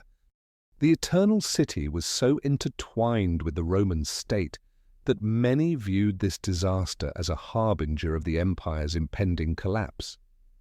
As the esteemed Christian philosopher, St. Jerome lamented, "If Rome can fall, what can be secure?" While Rome's reputation was profoundly damaged, the material devastation was even more severe. The sack of 410 was succeeded by an even greater calamity when the Vandals seized control of North Africa, Rome's vital grain supply, in 429. The city that once nourished an empire was now struggling to feed itself, reliant on a meager flow of grain from Egypt. With its territories decimated, the Western Empire witnessed its revenue dwindle. There simply wasn't enough gold in the imperial treasury to support the legions or the grand construction projects of yesteryear. Additionally, Rome could no longer depend on its traditional model of military recruitment, as the robust farmer soldiers of Italy had disappeared long ago, their lands consumed by vast estates. Instead, the beleaguered empire became increasingly dependent on foreign mercenaries, enlisting Goths, Huns, and others to engage in battle. These unpredictable barbarian fighters were often a double-edged sword, just as likely to rebel against their Roman leaders as they were to defend them. By the late 5th century, this precarious arrangement would herald the demise of an empire. The Western Roman Empire's final anticlimactic chapter unfolded in 476 AD. The last emperor, the unfortunately named Romulus Augustulus, ascended the throne as a mere teenager. Though he boasted the illustrious lineage of Julius, this Romulus echoed only faintly the power of Rome's mythical founder. The true power resided with Romulus's father, Orestes, a general and diplomat of Germanic heritage. When Orestes refused to grant the barbarian mercenaries' demands for land, their leader, Odoacer, rebelled. Orestes was quickly captured and executed, leaving his unfortunate son to abdicate. The discarded emperor then retreated to a monastery. For his part, Odoacer found no reason to maintain the illusion of the Western Empire any longer. He returned the imperial insignia to the Eastern Emperor Zeno in Constantinople and simply declared himself King of Italy. After struggling for decades, the once mighty Roman state had finally met its end with a feeble whimper. Meanwhile, the Eastern Empire would persist as the Byzantine Empire for nearly another 1,000 years, till the fall of Constantinople to the Ottoman Turks in 1453. The Byzantines never stopped considering themselves Romans, the unbroken heirs to the legacy of Augustus and Trajan. Nevertheless, the decline of the Western Empire signified the closure of an era. The collapse of Rome was not due to any single individual or cause, rather it was a death by countless wounds, a perfect storm of external perils and internal decline. At its core was a gradual yet significant change in the social structure of Rome itself, as the republic of smallholders and aristocrats yielded to an unwieldy structure of imperial grandeur, alongside a permanent underclass reliant on aid. Prolonged wars of conquest had expanded the Roman Empire, but managing those vast holdings and borders proved too great a challenge. While expansion initially brought in slaves, plunder, and tribute that filled Roman coffers, it also sowed the seeds of the empire's downfall. As the empire expanded, so did the expenses needed to guard its distant frontiers. A bloated military increasingly dictated political affairs, leading to a surge in coups and civil unrest. Authority shifted from the Senate to military barracks, ultimately becoming a deadly reward for any general with enough ambition and a loyal following. Ensuring internal stability came at the expense of outward vitality as a once vibrant society calcified into a fragile, autocratic rule. In the insightful words of historian Tacitus, as the empire grew, they created a wasteland and called it peace. That desolate expanse became a thriving ground for the ascent of Christianity, a faith that provided spiritual solace and the promise of eternal life to those living in a realm filled with uncertainty. Eventually, the vigor of Rome depleted as it succumbed to pressure from the barbarian tribes it had long managed to suppress. A surge of migrations prompted by the relentless advance of the Huns crashed against the empire's borders until they could no longer withstand the strain. Ultimately, the collapse did not occur with a loud boom, but through a gradual, suffocating descent into the shadows of history. Rome's decline carries a sobering takeaway. No empire, regardless of its might, can escape the passage of time. Even a domain as expansive and powerful as Rome can be unraveled by a mixture of forces, some striking, others barely perceived as they unfolded. Yet the legacy of Rome persisted long after the end of the Caesars. Its language, laws, and traditions became the foundational culture of both medieval and modern Europe. The Western imagination. The very notion of Rome, the vision of an eternal city illuminating the standards of civilization, continued to exert a significant influence on the Western imagination. In the ensuing centuries, popes and emperors would adopt the aura of Rome's lost grandeur. What was the Holy Roman Empire if not a tribute to its namesake? It aimed to revive the splendor of the Caesars in a new form. The Renaissance sought to reclaim the magnificence of the classical era, drawing from the insights of the ancients as it sought to forge a new age. Perhaps the true benchmark of a civilization lies not in its longevity, but in what it imparts to future generations. In this light, Rome's magnificence was never completely extinguished. It continued to exist in the soaring arches of medieval cathedrals, in the elegant columns of Enlightenment structures, and in the very essence of our political and cultural institutions. The demise of Rome was lengthy, chaotic, and anticlimactic, diminished by centuries of conflict and misfortune. Yet, its reverberations still resonate through history, an immortal empire existing in the realm of the mind. For as long as we have known the timeless city, Rome will never completely vanish. Diocletian's reforms did manage to restore a degree of stability and security to the empire, at least temporarily. However, these improvements came with significant drawbacks. His stringent economic controls, including wage and price regulations, hampered trade and stifled creativity. The bureaucracy became swollen and corrupt, and the increased burden placed on ordinary Romans to finance Diocletian's enlarged military only fostered greater resentment. Even Diocletian appeared to acknowledge the limitations of what any single individual, regardless of their power, could accomplish to reverse the empire's downward spiral. In a nearly unparalleled decision for a Roman emperor, Diocletian chose to retire in 305 AD, stepping down from the imperial seat and returning to his estate on the Dalmatian coast to cultivate cabbages. Yet without the unyielding strength of Diocletian maintaining order, the tetrarchy quickly fell apart. His co-emperor Maximian refused to step down and attempted to reclaim authority. The two junior emperors, Galerius and Constantius, began vying for supremacy. Moreover, waiting in the wings was Constantius's ambitious son Constantine, who was destined to reunite the empire under his own leadership. Young Constantine had spent years almost as a captive at Diocletian's court, observing and absorbing lessons from the veteran emperor. Following his father Constantius's death in Britain in 306, Constantine was declared emperor by his soldiers. Nevertheless, he still faced challenges from the other tetrarchs, namely Maximian's son Maxentius, who governed Italy, and Galerius's successor Licinius, who held power in the east. What ensued was a series of intense power struggles and civil conflicts as the empire once more turned against itself. In 312 AD, Constantine advanced on Rome to confront Maxentius.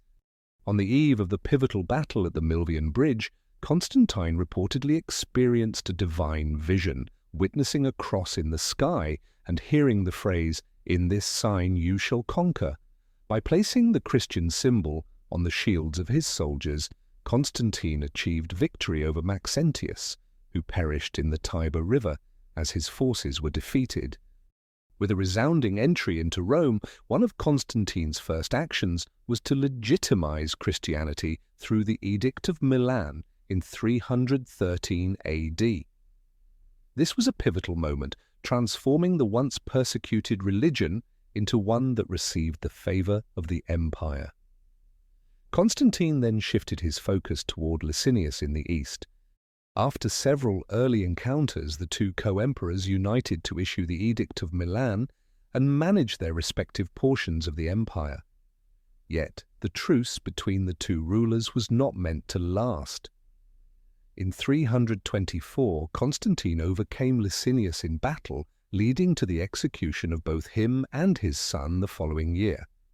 Now the sole ruler of the entire Roman realm, Constantine marked his triumph by establishing a new capital, Constantinople, on the site of the ancient Greek city of Byzantium in 330 AD. Strategically positioned between Europe and Asia, the city was richly adorned with forums, palaces, hippodromes, and churches, rivaling the glory of old Rome. Soon it blossomed into a vibrant hub for the Eastern Empire. Simultaneously, traditional pagan customs waned as Constantine poured resources into the church. He constructed magnificent basilicas, including the Old St. Peter's in Rome and the Church of the Holy Sepulchre in Jerusalem. He also got involved in church councils to help shape Christian doctrine. Although he waited to be baptized until he was on his deathbed, he set the empire on a trajectory toward becoming a fully Christian state. However, as he aimed to strengthen the empire, underlying issues started to surface. In 326, Constantine executed his eldest son Crispus and his wife Fausta for reasons that remain unclear, while his three surviving sons were eager to seize power following his death.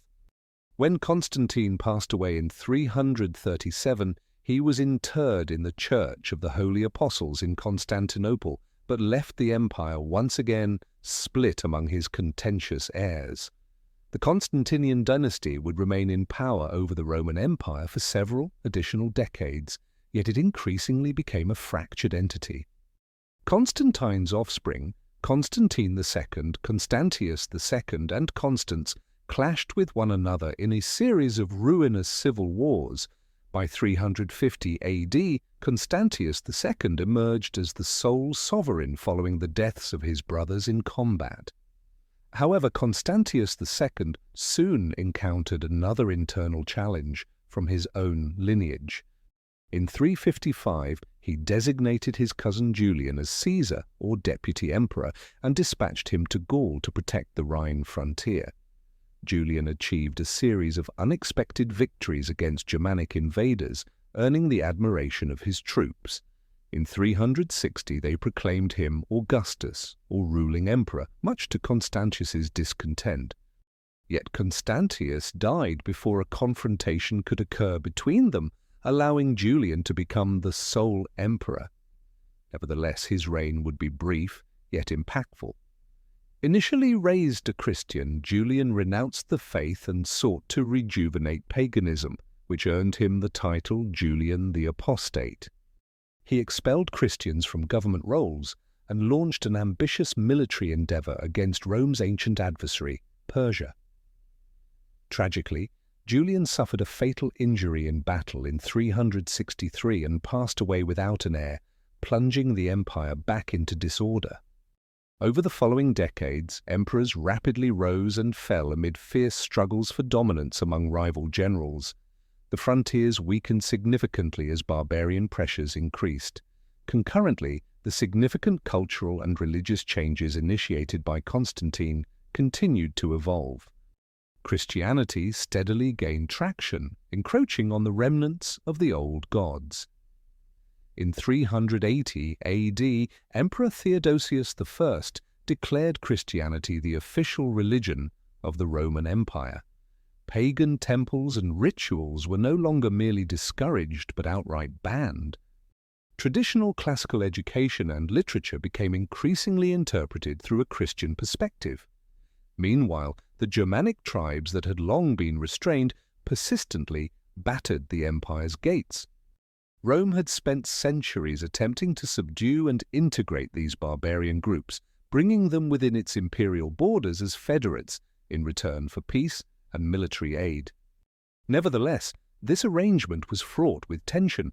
Romans regarded the Germans as uncivilized brutes, while Germans resented the wealth and authority of Rome. As the 4th century neared its end, the pressure escalated. In the bitter winter of 406 AD, the Rhine River froze over and hordes of barbarians surged across the icy expanse into the empire's core. Gaul became inundated by the Alans, Swabians, and Vandals. The Romano-British found themselves defenseless as the imperial government redirected troops to confront the growing crisis. Italy itself experienced devastation at the hands of the Visigoths, led by their king Alaric in 410 AD, marking the first time in 800 years that outsiders had breached the walls of Rome. The invasions and sackings reverberated throughout the empire, instilling a profound sense of dread among many Romans. The eminent Christian theologian, Saint Jerome, who observed the Visigoths' ravages up close, lamented, "The bright light of all the world was extinguished. The Roman Empire was decapitated, and to put it more accurately, the entire world came to an end in one city." The once mighty Roman legions, which had long safeguarded the borders, had become mere shadows of their former glory, weakened by years of internal strife and a failing economy. Barbarian mercenaries constituted a significant portion of the military now, and as Rome struggled to recruit enough native soldiers, these mercenaries often pledged greater loyalty to their tribal chiefs than to the emperor. This was epitomized in the figure of Flavius Stilicho, a half-Vandal general who wielded considerable influence behind the throne in the Western Empire during the early 400s AD. Honorius ordered the execution of Stilicho in 408 AD, a choice that left the Western Empire without a formidable guardian. As the 400s progressed, the Western Empire continued to descend into chaos and disintegration. Effective governance diminished to just Italy and segments of Gaul and Spain. Emperors in Ravenna had become mere figureheads as barbarian warlords vied for supremacy. In the 430s, the Vandals captured North Africa, severing Rome's access to crucial grain supplies necessary for sustaining its populace. The loss of tax income from Africa represented another significant blow to the Western Empire. The succession of Western emperors staggered on for several more decades, eventually leading to a definitive yet ignoble conclusion. In 475 AD, a general named Orestes orchestrated a palace coup, placing his adolescent son Romulus in a puppet role as emperor. The youthful ruler was derisively dubbed Romulus Augustulus, meaning Little Augustus. However, Orestes made a pivotal error. His forces were primarily composed of Germanic mercenaries, including the Heruli, Skierings, and Ruians, who demanded land in Italy as recompense for their loyalty. When he denied their request, they rebelled, led by a Germanic commander named Odoacer. Odoacer's troops swiftly overtook the imperial capital of Ravenna.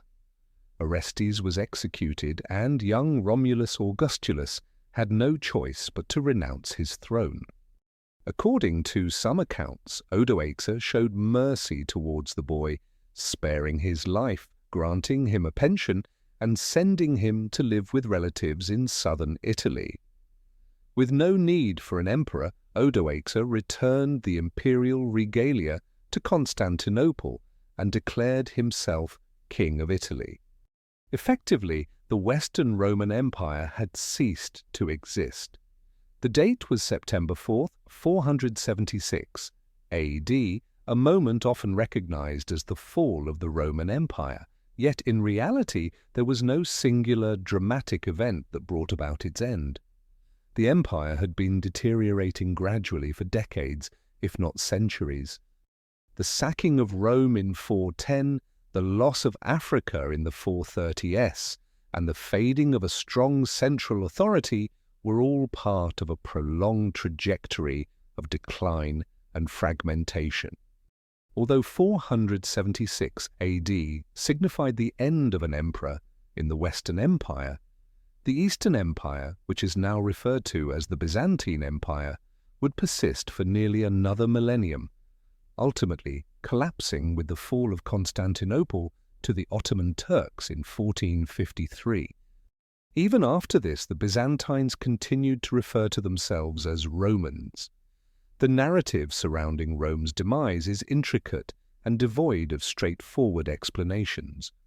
Throughout this series, we've examined various critical aspects that contributed to its downfall, from political disorder and economic struggles to military threats and evolving cultural dynamics. Yet one of the most significant insights is that empires, regardless of how formidable they may appear, are fundamentally fragile. The philosopher Edward Gibbon articulated this clearly in his renowned work, The History of the Decline and Fall of the Roman Empire, stating, "The decline of Rome was the natural and inevitable effect of immoderate greatness. Prosperity ripened the principle of decay. The causes of destruction multiplied with the extent of conquest, and as soon as time or accident had removed the artificial supports, the stupendous fabric yielded to the pressure of its own weight." Essentially, the very attributes that enhanced Rome's greatness, its vast expanse, immense wealth, and rich diversity, also rendered it susceptible to downfall. The empire grew excessively large to manage effectively, and its economy became too uneven to sustain. While the integration of numerous peoples and cultures into the Roman system was commendable in its cosmopolitanism, it also complicated the maintenance of a shared identity and common goals. Ultimately, Rome fell victim to its own success. The burden of empire proved overwhelmingly heavy, but its influence would persist long after the last emperor vacated his throne. The Byzantines would uphold Roman traditions in the East for many centuries thereafter.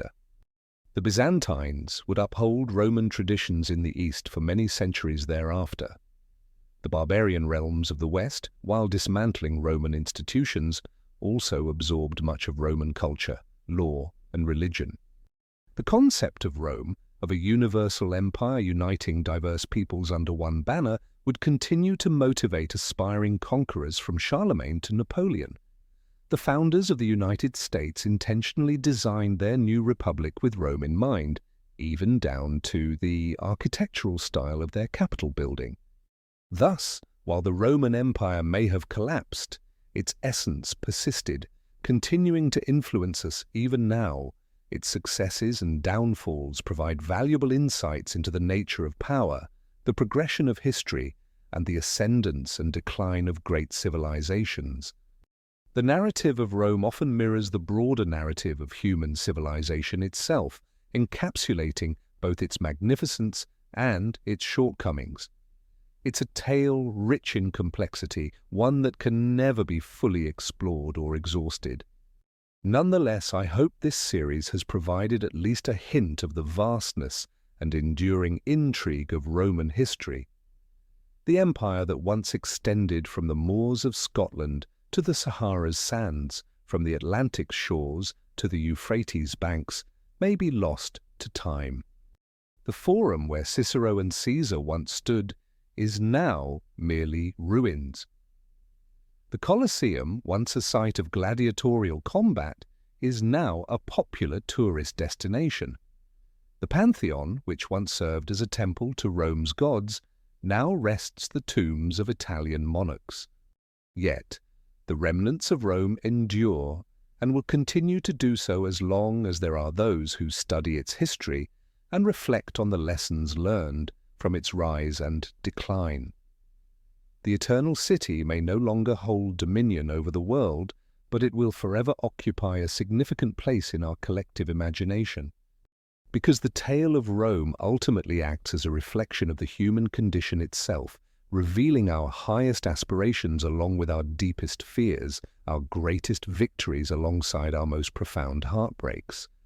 And this is why, even after centuries have passed, it continues to inspire us, captivate our imaginations, and elicit contemplation of its enigmas as we traverse through dreams or experience the remnants of its magnificent ruins in our waking lives. Following the resolution of the 3rd century crisis and Diocletian's reforms that reinstated a degree of stability to the empire, a new leader emerged destined to transform Roman history indelibly. This sentence continues the narrative about the transformation of the empire. This individual was Constantine, whose reign represented a crucial inflection point for Rome in multiple respects. Born in Nisus, in what is now Serbia, Constantine was the offspring of Constantius Chlorus, one of Diocletian's fellow emperors. Displaying ambition and military talent from an early age, Constantine excelled in his pursuit of power. He fought alongside his father in campaigns against the Picts in Britain, quickly ascending the ranks within the military.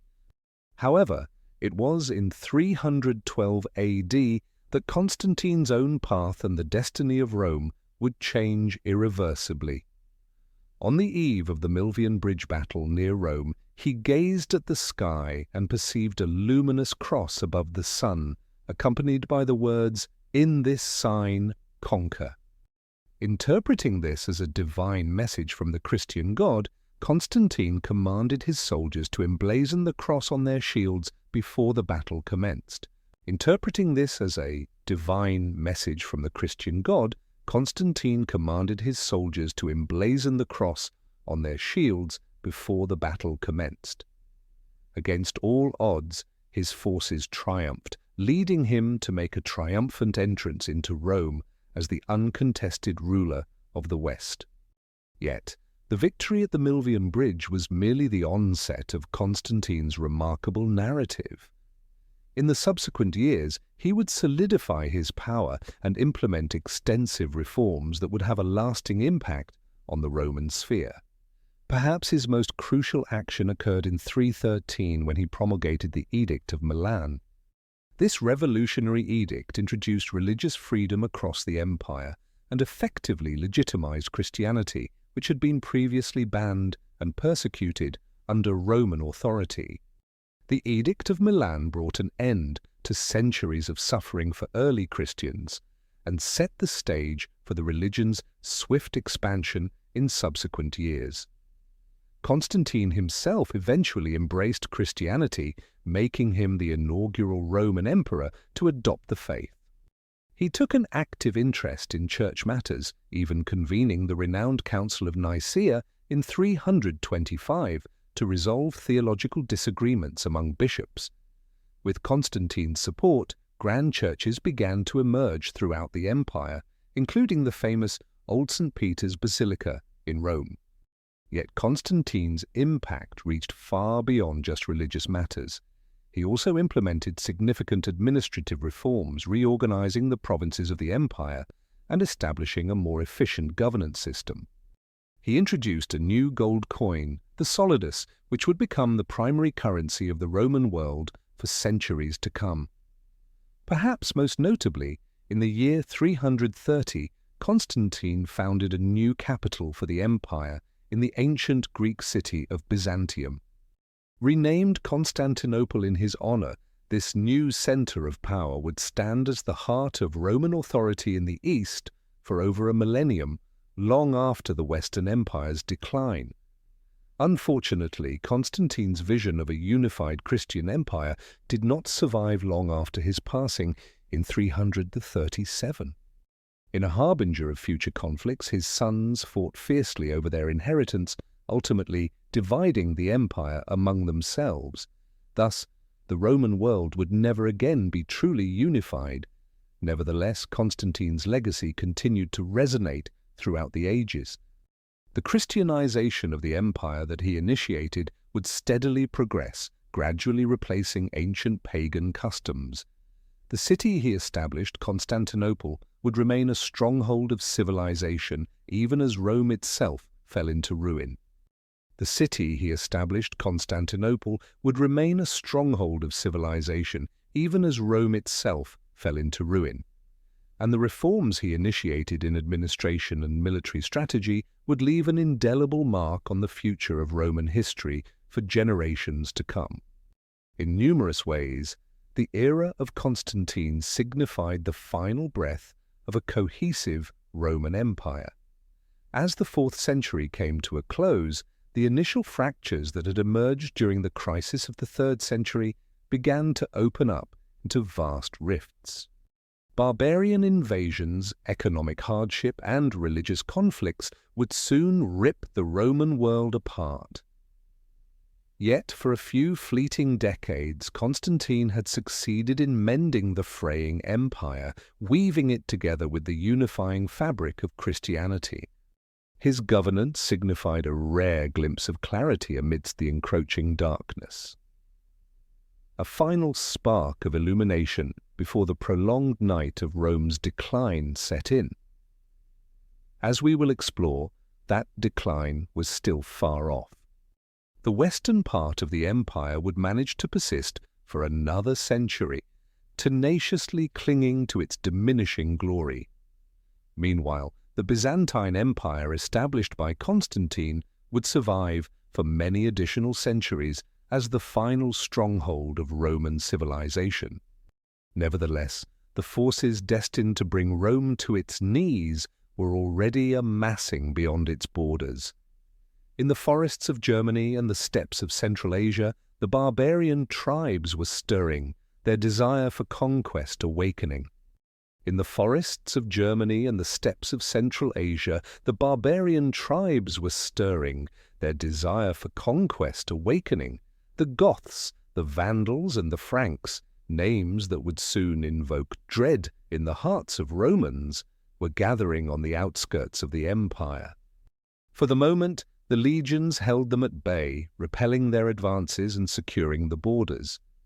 Constantine's fortifications still surrounded Constantinople, and the Pax Romana, or Roman peace, continued to prevail across much of Europe and the Mediterranean. Yet the era of the emperors was nearing its end. The magnificent reigns of Augustus, Trajan, Hadrian, and Marcus Aurelius were fading into the past. The empire was entering its twilight, and the barbarians were at the gates. As we navigate the complex landscape of Rome's decline, we'll encounter the individuals who battled fruitlessly against the inevitable, the final champions of a waning empire. We will witness, one by one, as the lights of Roman culture begin to extinguish, leaving only embers amid the encroaching darkness. However, our attention must first pivot to the frontiers, to the untamed territories where Rome's fate would eventually be determined. It was in the rugged woodlands of Germany and the breezy expanses of the Danube that the initial seeds of the empire's downfall were sown. For ages, the barbarian tribes had consistently plagued Rome, serving as a persistent source of disruption and turmoil along its borders. Generations of Roman commanders had sought to conquer these tribes, attempting to bring them under the authority of the empire, and at times they were successful. The Pax Romana had expanded its influence far beyond the heart of Italy, fostering order and wealth in regions that had once been chaotic and unrestrained. Yet, as the empire began to buckle under the weight of its own enormity and intricacies, those long-held certainties began to erode. The legions, once perceived as unbeatable, now found it difficult to maintain their defense against the rising tide of barbarian invasions. The first significant setback struck in 378 at the Battle of Adrianople, present-day Turkey, where a vast army of Goths, commanded by a chieftain named Fritigern, decimated a Roman force, resulting in the death of Eastern Emperor Valens. This shocking defeat shattered the long-established perception of invulnerability that surrounded Roman legions. From that moment, the floodgates were wide open. In 406, a multitude of Vandals, Alans and Suebi surged across the frozen Rhine into Gaul, igniting flames throughout the Western Empire. The Romans would never regain dominance over those lost regions. Meanwhile, the Huns advanced relentlessly, pushing wave after wave of Germanic tribes before them as they journeyed westward from the steppes of Central Asia. The most notable of the Hunnic leaders was Attila, often referred to as the Scourge of God. His forces ravaged the Balkans and Gaul during the 440s and 450s. Even Rome was not shielded from the intensifying disorder. In 410, the unimaginable occurred. After 800 years of seeming invulnerability, the city faced a sacking by an external foe. An army of Visigoths led by the warlord Alaric breached the city's defences and looted the Eternal City for 3 days, leaving the Roman world in shock. Yet perhaps the most devastating setback came a couple of decades later. In 455, the Vandals, one of the barbarian factions that had crossed the Rhine 50 years prior, invaded Italy from their newly acquired territories in North Africa. Their king, Gaiseric, commanded his troops on a scorched earth strategy throughout the peninsula, culminating in a ferocious 2-week plunder of Rome. The Vandals stripped the city of its wealth, taking precious artifacts and thousands of captives. They even removed the gold from the roof of Jupiter's temple, a powerful emblem of Rome's diminishing grandeur. However, the tangible destruction was minor compared to the psychological effect it had. The Vandal sack signified the onset of the end for the Western Empire. The emperors that followed resembled mere puppets controlled by barbarian chieftains, wielding the true power behind the throne. The legions had become shadows of their glorious past, incapable of guarding the empire's disintegrating borders. The ancient order was collapsing everywhere. Western cities were emptying as commerce disintegrated, and the middle class disappeared. The magnificent estates of the senatorial elite lay in decay, their mosaics broken and gardens untended. In the rural areas, the traditional Roman system of latifundia, large agricultural estates reliant on slave labor, was failing, giving way to a new feudal structure focused on local strongmen and their bands of followers. Amidst this turmoil, the last emperors of the West clung to their thrones like desperate individuals reaching for anything buoyant in turbulent waters.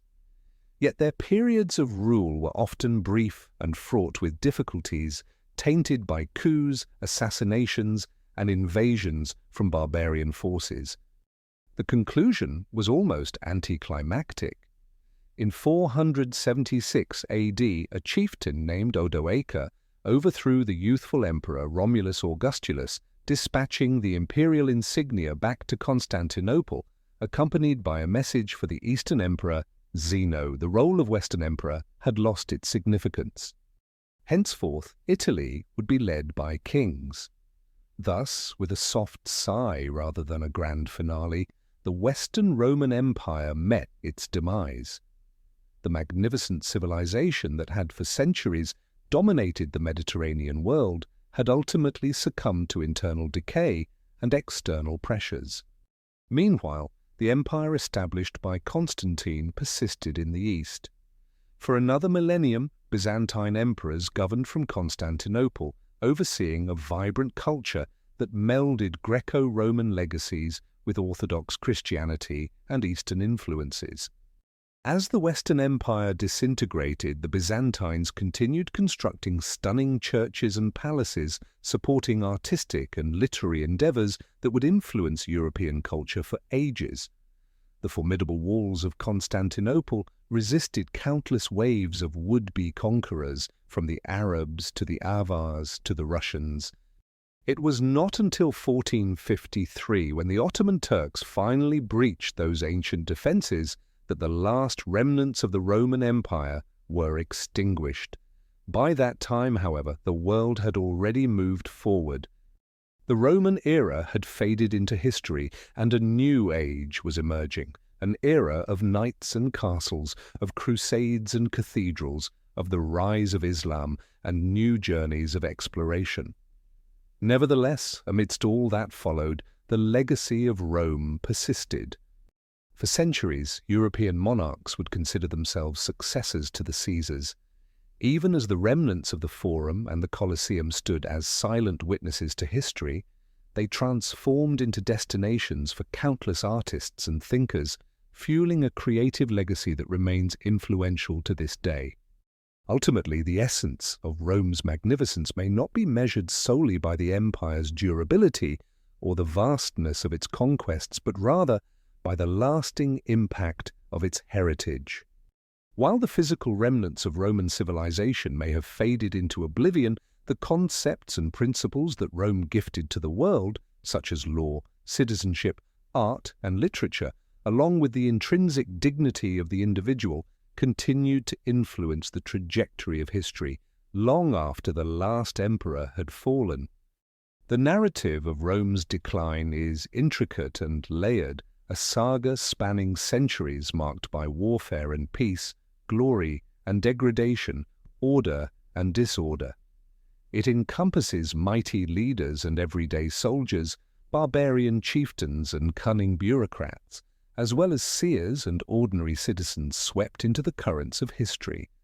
Yet foremost, it is a testament to the unbreakable resilience of the human spirit, of the unwavering determination of men and women to resist the relentless tides of fate, even as their world disintegrated around them.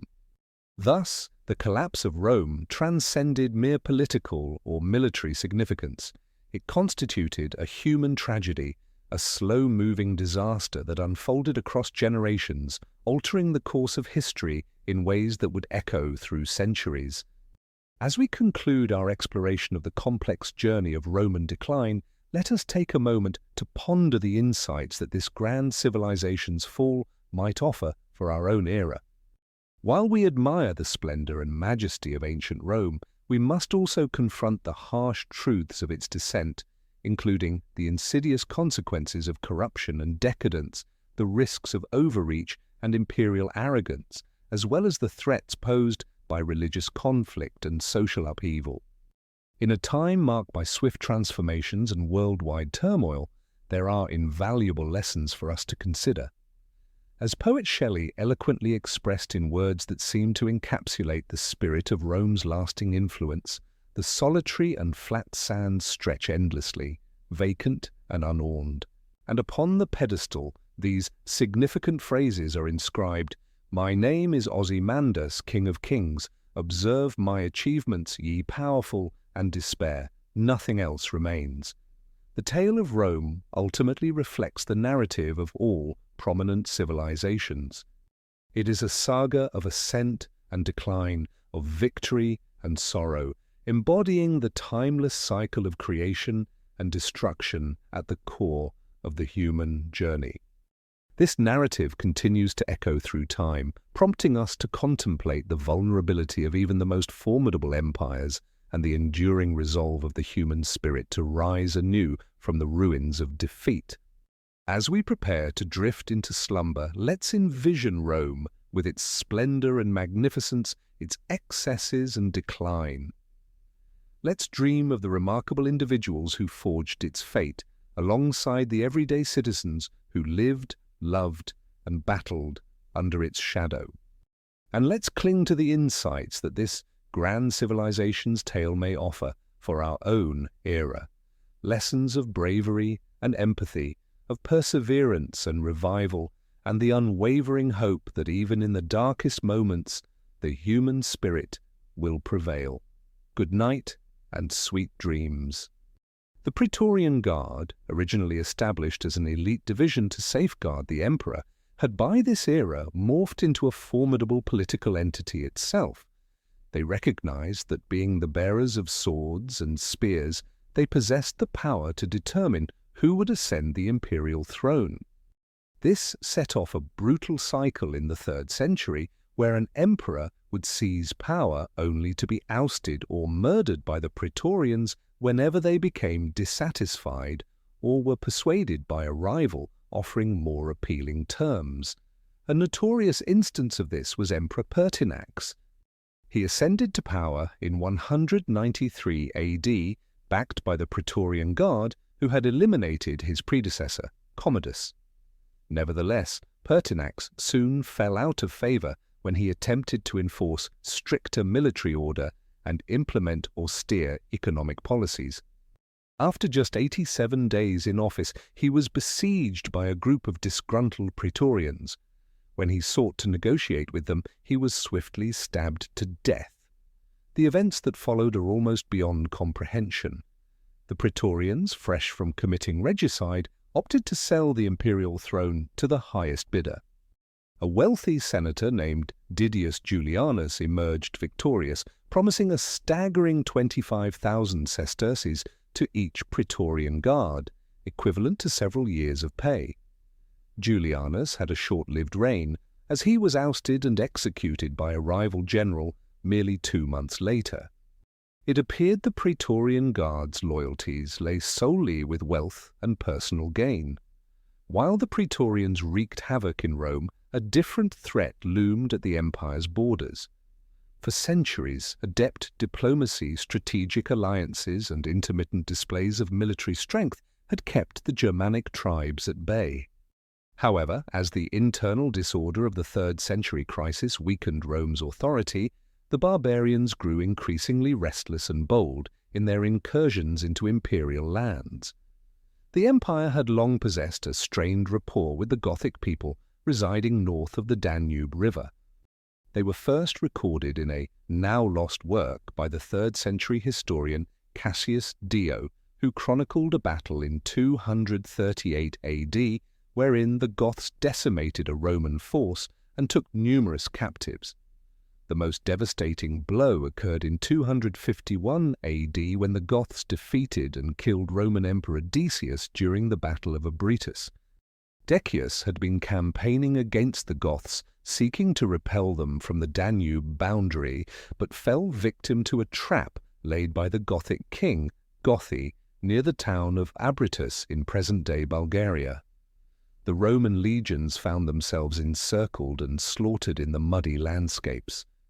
Decius and his offspring were among the deceased, marking them as the first Roman emperors to be slain in combat against an external foe. This delivered a psychological trauma from which the empire would struggle to recover completely. The once indomitable reputation of Rome had been fractured. The disgrace experienced at Britus remained an open sore when merely 9 years later an unimaginable event transpired. The Emperor Valerian, who took over from Decius, was engaged in a campaign against the Persian Empire to the east. In 260 AD, Valerian arranged a meeting with the Persian monarch Shapur-Bern to broker peace. Unfortunately, the gathering turned out to be a trap. Valerian was seized and would live out the rest of his days as a captive of the Persians, a considerable humiliation for Rome. In an ancient twist of psychological warfare, Shapur was rumored to have employed Valerian as a human footrest while mounting his steed. Following Valerian's death, it was claimed that his skin was removed stuffed with straw and displayed as a trophy in a Persian temple. The implication was unmistakable. The Romans, renowned for their military prowess and perceived invincibility, could indeed be undermined by a clever adversary. Back in Rome, Valerian's son Gallienus ascended to the imperial seat, yet his right to rule faced immediate jeopardy. With the empire in a precarious position, local commanders began to declare themselves independent monarchs. In the east, a province known as Palmyra, led by a captivating queen named Zenobia, announced its independence and captured Egypt along with vast portions of Asia Minor. In the west, a general named Postumus formed a separatist regime in Gaul, Britain, and segments of Spain termed the Gyc Empire. For over a decade, Gallienus fought to maintain the unity of the empire against these secessionist movements, all while repelling further incursions by the Goths and Alemanni along the Danube and Rhine borders. The implication was unmistakable. By the time of his assassination by his own soldiers in 268, the Roman Empire faced a genuine threat of complete collapse. Into this tumultuous situation stepped Gallienus's successor, Claudius II, who would earn the name Claudius Gothicus, or Claudius, the victor over the Goths. A distinguished general and skilled leader, Claudius achieved a string of significant victories against the Goths, most notably the monumental Battle of Nessus in either 268 or 269. Although contemporary historians debate the scale of the battle, with ancient sources reporting inflated casualty figures, it undeniably served as a crucial morale booster for the beleaguered Romans. Yet Claudius Gothicus didn't have the chance to fully relish his victories for long. He became ill and succumbed to plague in 270, but another formidable general, Aurelian, succeeded him and would ultimately bring a degree of order back to the empire. Aurelian first confronted the rebellious regions, reclaiming Palmyra along with its illustrious queen in 272. Zenobia was captured and taken to Rome, where she was displayed in golden chains during Aurelian's triumph, an extravagant victory celebration. With Palmyra tamed, Aurelian shifted his focus to the Gyc Empire. Through a series of confrontations, he defeated Posuus's successor Trius and reunified the western provinces with the rest of the empire. For the first time in over 15 years, the Roman Empire was once more governed by a single emperor. Despite Aurelian soon falling victim to assassination, the fate faced by many soldier emperors during this turbulent period, he had managed to salvage the empire from the threat of destruction and paved the way for a much-needed era of reform and rejuvenation under Emperor Diocletian. The Aurelian walls of Rome stand as a testament to this delicate time. Aurelian understood that both invasions and civil conflicts were bringing the risk of an attack ever closer to the imperial capital.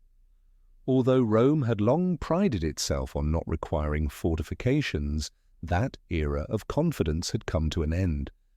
The 12-mile circuit of walls, adorned with imposing gates and defensive towers, highlighted that even the venerable city was no longer untouchable. As we've observed, the crisis-ridden years of the 3rd century witnessed Rome crumble under the weight of fragile, inconsistent leadership, barbarian invasions, and secessionist regions that undermined the very notion of a unified empire ruled by a single sovereign. Although Aurelian had staunched the bleeding, the rot at the core persisted.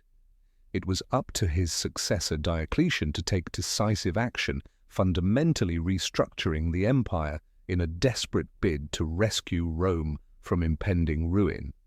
When Diocletian ascended to the throne in 284 AD, he encountered an empire that was a stark contrast to the confident, conquering giant of former centuries. The borders remained vulnerable. The treasury was near empty. The imperial throne had devolved into a perilous game of musical chairs, with the strongest armies seizing power only to be usurped by the next contender. Having climbed the ranks of the military himself, Diocletian recognized that superficial adjustments would no longer be effective. A comprehensive overhaul of the imperial system was imperative to avert a collapse. Central to Diocletian's reforms was the tetrarchy, or rule of 4. He acknowledged that the empire had expanded to such an extent that it could not be effectively managed by a single emperor. His solution was to distribute authority among 4 co-emperors, 2 senior Augusti and 2 junior Caesars, each tasked with overseeing a quarter of the empire. When an Augustus passed away or stepped down, his Caesar would ascend to his role and a new Caesar would be named. This system was designed to establish a more structured line of succession and end the cycle of civil strife. To enhance operational efficiency, Diocletian significantly broadened the bureaucracy, establishing a detailed hierarchy of provincial governors, viceroys and praetorian prefects to handle the empire's daily operations. The number of provinces nearly increased from 48 to 85, aimed at simplifying governance. Diocletian also attempted to tackle the empire's financial troubles with his price control edict in 301 AD, striving to combat rampant inflation by establishing price limits on commodities and services. While the intention behind the edict was commendable, it ultimately fell short and proved difficult to enforce. More consequentially, Diocletian perceived the growth of Christianity as a significant threat to the stability of the empire. In 303 AD, he enacted a series of directives mandating the destruction of churches, the incineration of sacred texts, and the imprisonment of clergy.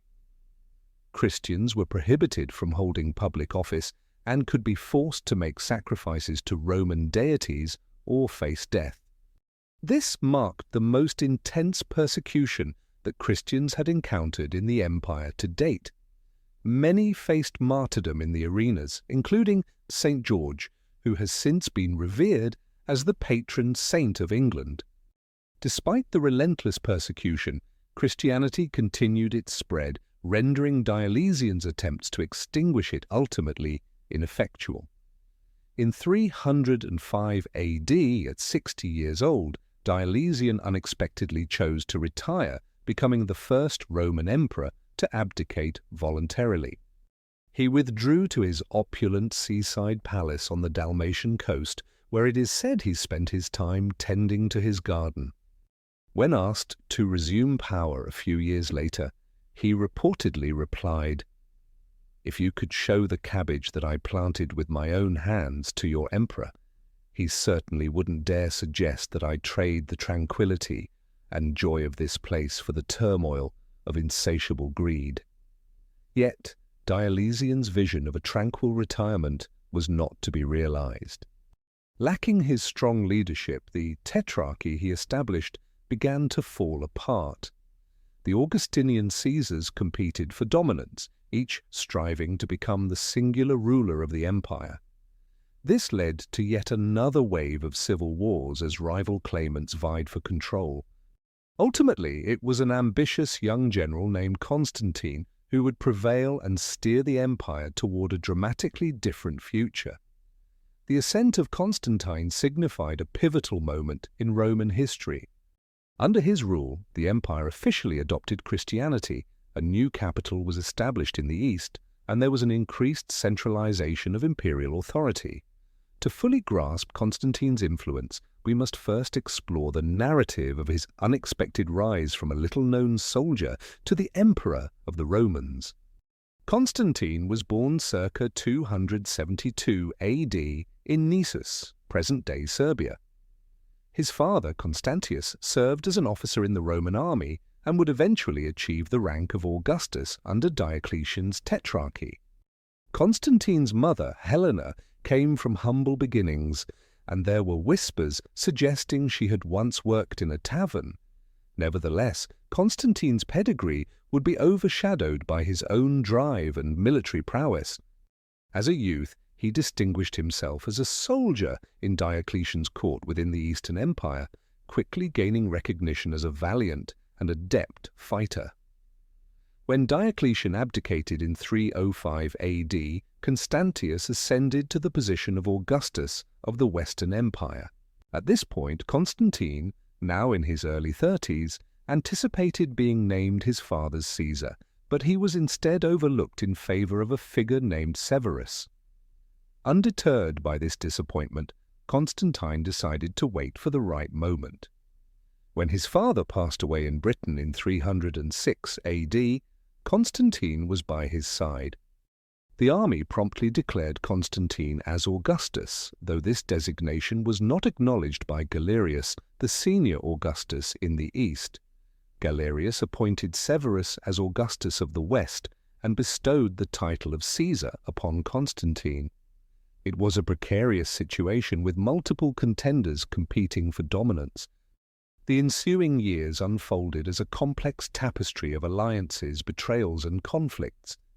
As Constantine worked to solidify his rule, he allied himself with Maxentius, the offspring of Maximian, a former Augustus who had been compelled to resign alongside Diocletian.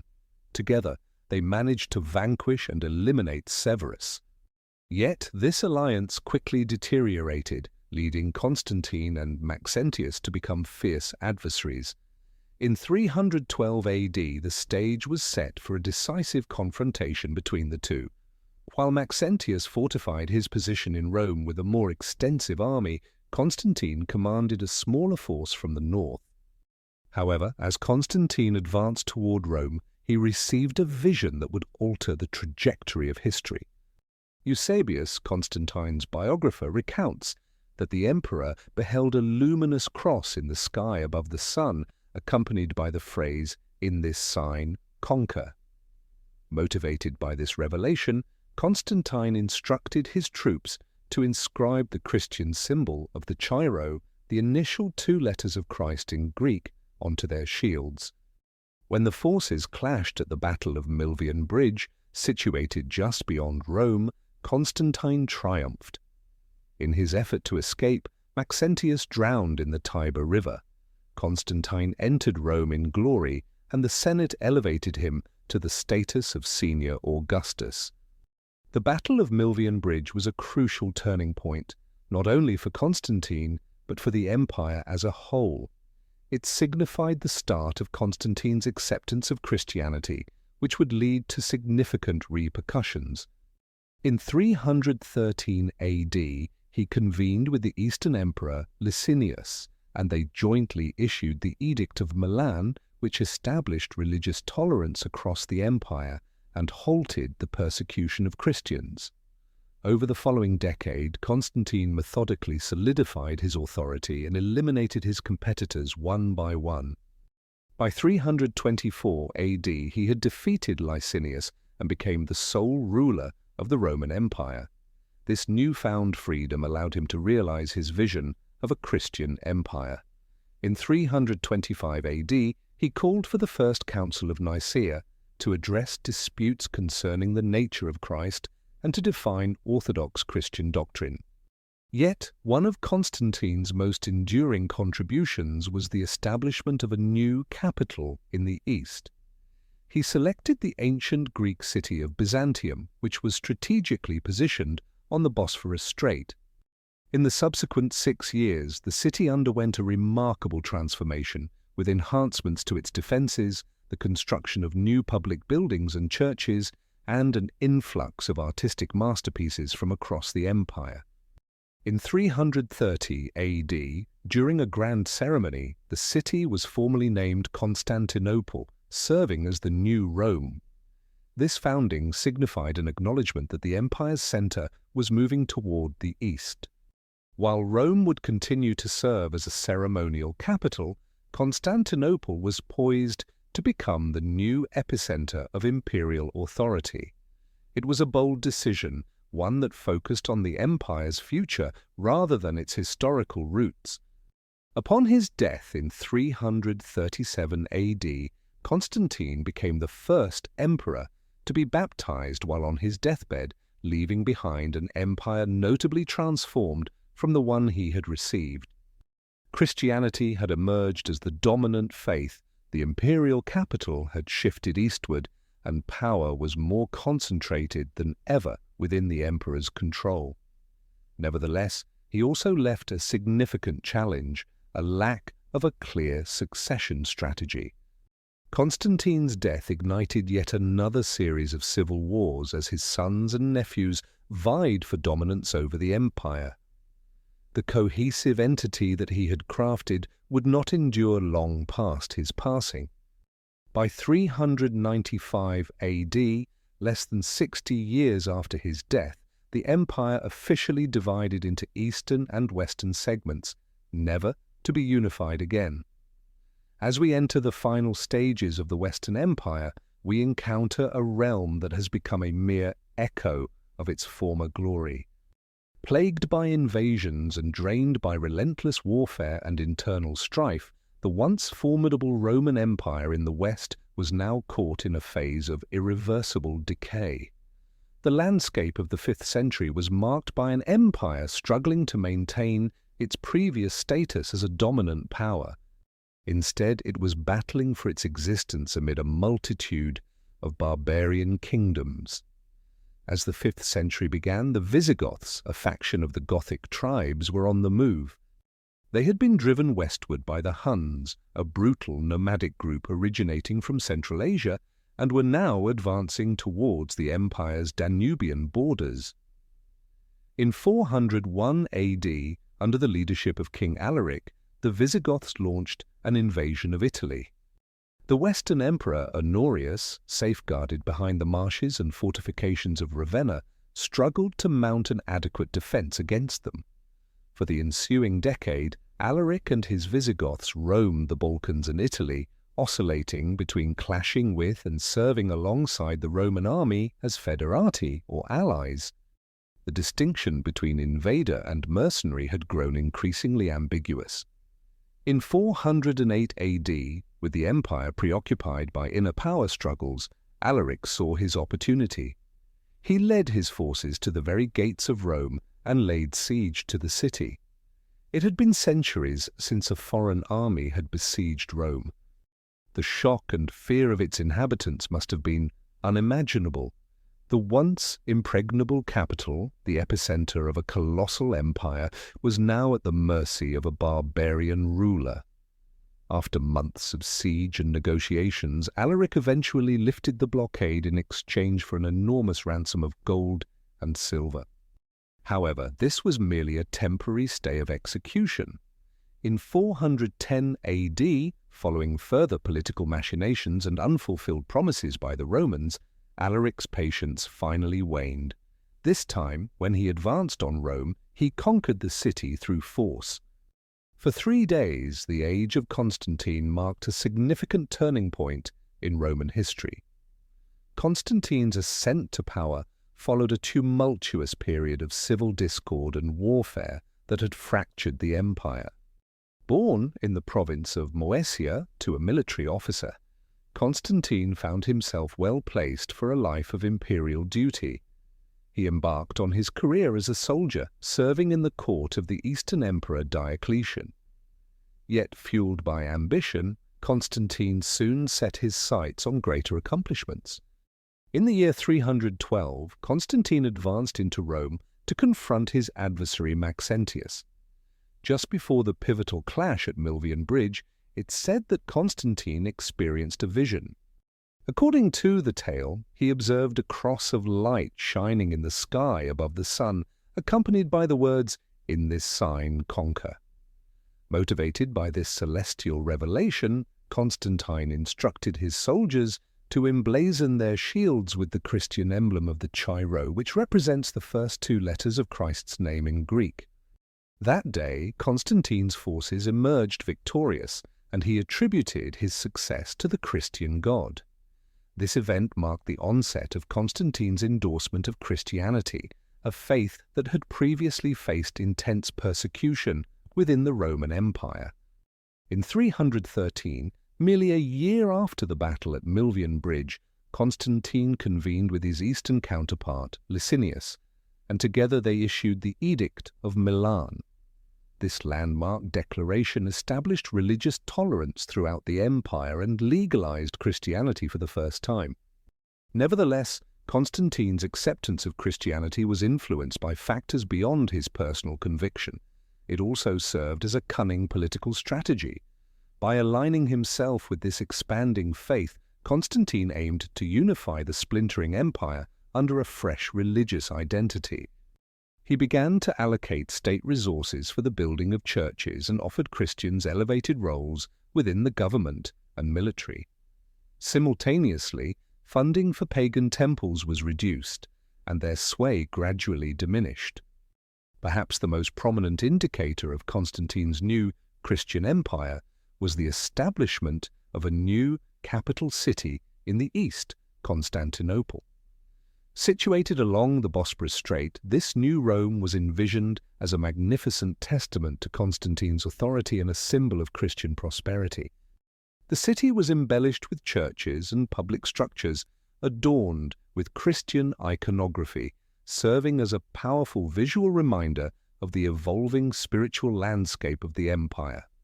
Constantine was baptized on his deathbed in 337, becoming the first Roman emperor to accept Christianity. By the time his reign concluded, Christianity had transformed from a marginalized and persecuted faith into the most influential religion within the empire. This incredible shift had far-reaching implications for the future of Rome and the entire Western world. Yet Constantine's legacy was not solely one of success. His conversion to Christianity also planted the seeds for future strife and division. Theological disagreements about the essence of Christ would ignite intense conflicts and even violence among various Christian groups.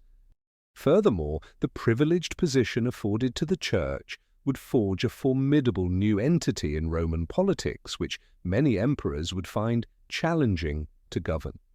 Additionally, Constantine's choice to establish a new capital in the east would hasten the fragmentation of the empire. Following his death, authority was distributed among his 3 sons, who quickly devolved into disputes and civil war. The empire eventually regained unity under Constantine's son, Constantius II, but the rifts were already becoming apparent. The Western Empire, centered in Rome, was increasingly troubled by barbarian invasions and economic distress, while the eastern territories flourished in strength and influence. The era of Constantine marked the final moments of a cohesive Roman Empire. The prospect of a single emperor governing the entire Mediterranean world would not occur again. The balance of power was gradually shifting eastward, and the ancient deities of Rome were slowly yielding to the new Christian faith.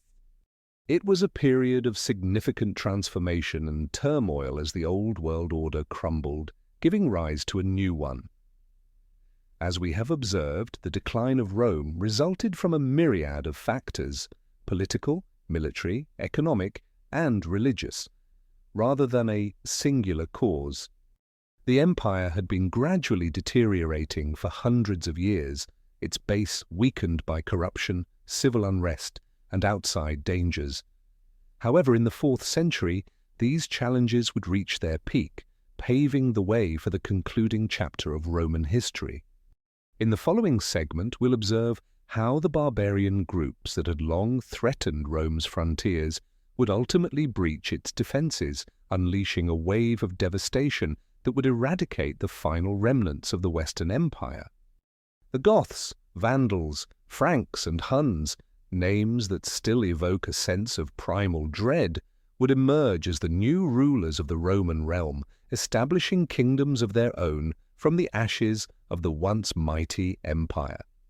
This narrative entails both brutality and turmoil, yet it also embodies resilience and renewal. For as the Western Empire crumbled, the Eastern Empire would persist, safeguarding Rome's legacy for another millennium in the magnificent city of Constantinople. Additionally, the barbarian realms of the West would eventually give rise to the nations of medieval Europe, merging Roman and Germanic customs into a fresh amalgam. Therefore, as we progress into the concluding sections of our tale, remember that Rome's downfall was not the conclusion, but instead a fresh commencement. The world that arose from the ruins of the empire would vastly differ from its predecessor, yet it would be profoundly influenced by the lasting impact of Roman culture, law, and religion. Even now, over 1,500 years since the last Western emperor was ousted, we continue to exist under the profound legacy of Rome, the eternal city that shaped human history like no other. The delicate ties that had kept the Western Roman Empire united for so long were rapidly coming undone. As the legion struggled to fend off successive waves of barbarian attacks, the political climate in Ravenna, the western capital, became increasingly desperate. In the shadowy corridors of the imperial palace, a young boy sat uneasily on a throne that seemed disproportionately large for him. Romulus Augustus, mockingly referred to as Augustus or Little Augustus, had been crowned as emperor in 475 AD at the tender age of just 14 or 15. However, the genuine authority over the Western Empire rested in the hands of Romulus's father, a general named Orestes. Orestes found himself in a precarious position, a Roman presiding over an empire that was only Roman in title. The army was now predominantly composed of Germanic federati, barbarian mercenaries who enlisted to fight for the empire in return for land and tribute. It would ultimately be these mercenaries that would bring about the downfall of Orestes and his unfortunate son. In 476, the federati confronted Orestes with a bold request. They aimed to settle permanently in Italy, the very heart of the Western Empire. Orestes refused outright. He insisted that Italy must remain in Roman control, even as the remainder of the empire disintegrated around it. Yet Orestes gravely misjudged the federati and their ambitious leader, Odoacer. Odoacer was a Germanic warrior from the Heruli tribe.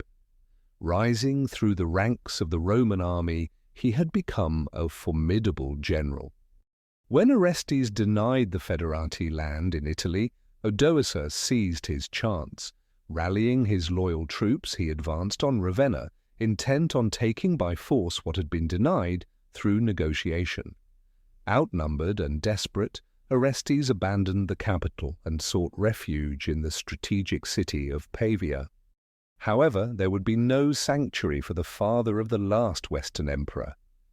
Odoacer pursued him relentlessly, besieging Pavia and quickly overtaking the city. Orestes was yanked from his hiding spot and executed without delay, his blood marking the final remnants of Roman authority. With Orestes dispatched, Odoacer set his sights on Ravenna and the young emperor Romulus Augustus. The boy ruler posed no threat to Odoacer. Indeed, he resembled more of a tragic figure, much like a child donning their father's clothing. Odoacer had no intention of causing harm to the boy. Rather, he simply ousted Romulus and ushered him into a quiet retirement in Campania. The era of the last Western Roman emperor concluded not with a dramatic flourish, but rather with a soft sigh. Odoacer had now established himself as the sole ruler of Italy. He opted against declaring himself emperor. After all, what was the point of embracing a title that had ceased to hold any significance? Instead, he assumed the title of Rex Italiae, King of Italy. He dispatched the imperial insignia of the deposed Romulus to the Eastern Emperor Zeno in Constantinople, accompanied by a message indicating that the West no longer needed a distinct emperor. The Western Roman Empire was no more. For nearly a century thereafter, historians would still reference a separate Western Empire. However, this was merely a matter of semantics, a faint echo of former splendor. In truth, Odoacer's rise signified the genuine conclusion of Roman authority in the West. The barbarian warlord, who had once been a mercenary for Rome, now occupied the throne of Italy, while the imperial court in Ravenna faded into myth and legend. Odoacer would govern Italy as a relatively stable and prosperous kingdom for 13 years. His rule in many respects mirrored that of his Western imperial predecessors. He utilized the established Roman bureaucracy and infrastructure, minted coins bearing his name, and engaged in negotiations with the Eastern Empire as a nominal subordinate, much like those who came before him. Nevertheless, Odoacer ultimately remained a barbarian king, not a Roman emperor. His ascent to power represented a fundamental alteration in the political landscape of the Mediterranean. The last remnant of Roman legitimacy had been stripped away, exposing the stark reality that genuine political and military influence was now firmly in the realm of the Germanic warlords, who had previously been dismissed as uncouth savages. Thus, the downfall of Romulus Augustulus and the rise of Odoacer marked a pivotal moment. The time had finally come for the grand narrative of ancient Rome to reach its long-awaited finale. While the Eternal City would persist, so too would the eastern half of the empire overseen from the distant city of Constantinople. Yet the aspiration for a unified Mediterranean realm, intertwined by Rome's laws and legions, had ultimately faded into mere nostalgia and fantasy. The Western Empire had ceased to exist, marking the transition from the prolonged twilight of late antiquity to the bright beginnings of a new epoch, the Middle Ages.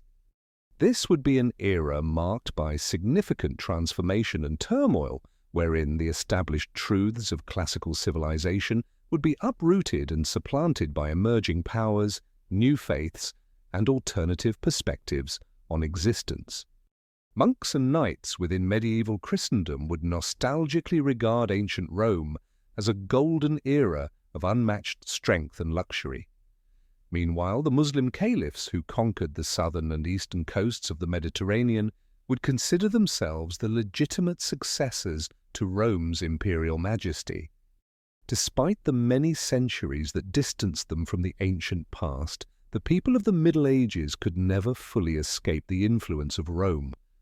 The language of Latin, the artistic and architectural styles of the Romans, the legal frameworks established by Justinian and Theodosius, and the vision of a divinely ordained universal empire, all of these elements would profoundly and persistently shape the medieval landscape, even as the political realities of the Roman Empire receded further into the annals of legend.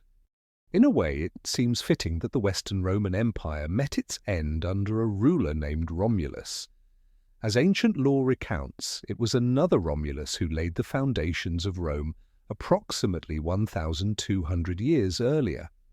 This founder, Romulus, the first king, constructed his city upon the 7 hills and filled it with fugitives and outcasts. Thus, with the abdication of Romulus Augustulus, the tale had come full circle. The kingdom of Romulus concluded with the reign of another Romulus, completing the cycle. Of course, the underlying causes of Rome's decline were intricately more complicated than just the saga of 2 Romuli framing the narrative. Throughout our exploration of the Roman Empire's gradual descent, we have examined the numerous elements that led to the slow disintegration of this unparalleled superpower.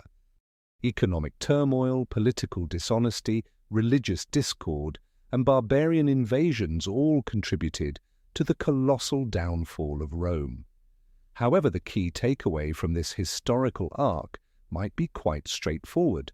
No empire, regardless of its grandeur or longevity, is immortal.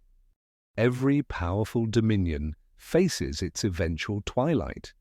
This reality ties the collapse of Rome to the rise and fall of countless other empires across history, from the ancient realms of Persia and China to the colonial entities of the early modern times. From the British Empire at its Victorian peak to the United States in the 21st century, similar patterns are observable repeatedly. Prosperity invites complacency, power invites corruption, expansion invites overstretch. While the greatest empires may take ages to crumble, they ultimately do so without fail. The decline of Roman authority in the West represented a crucial juncture in the overall narrative of human history.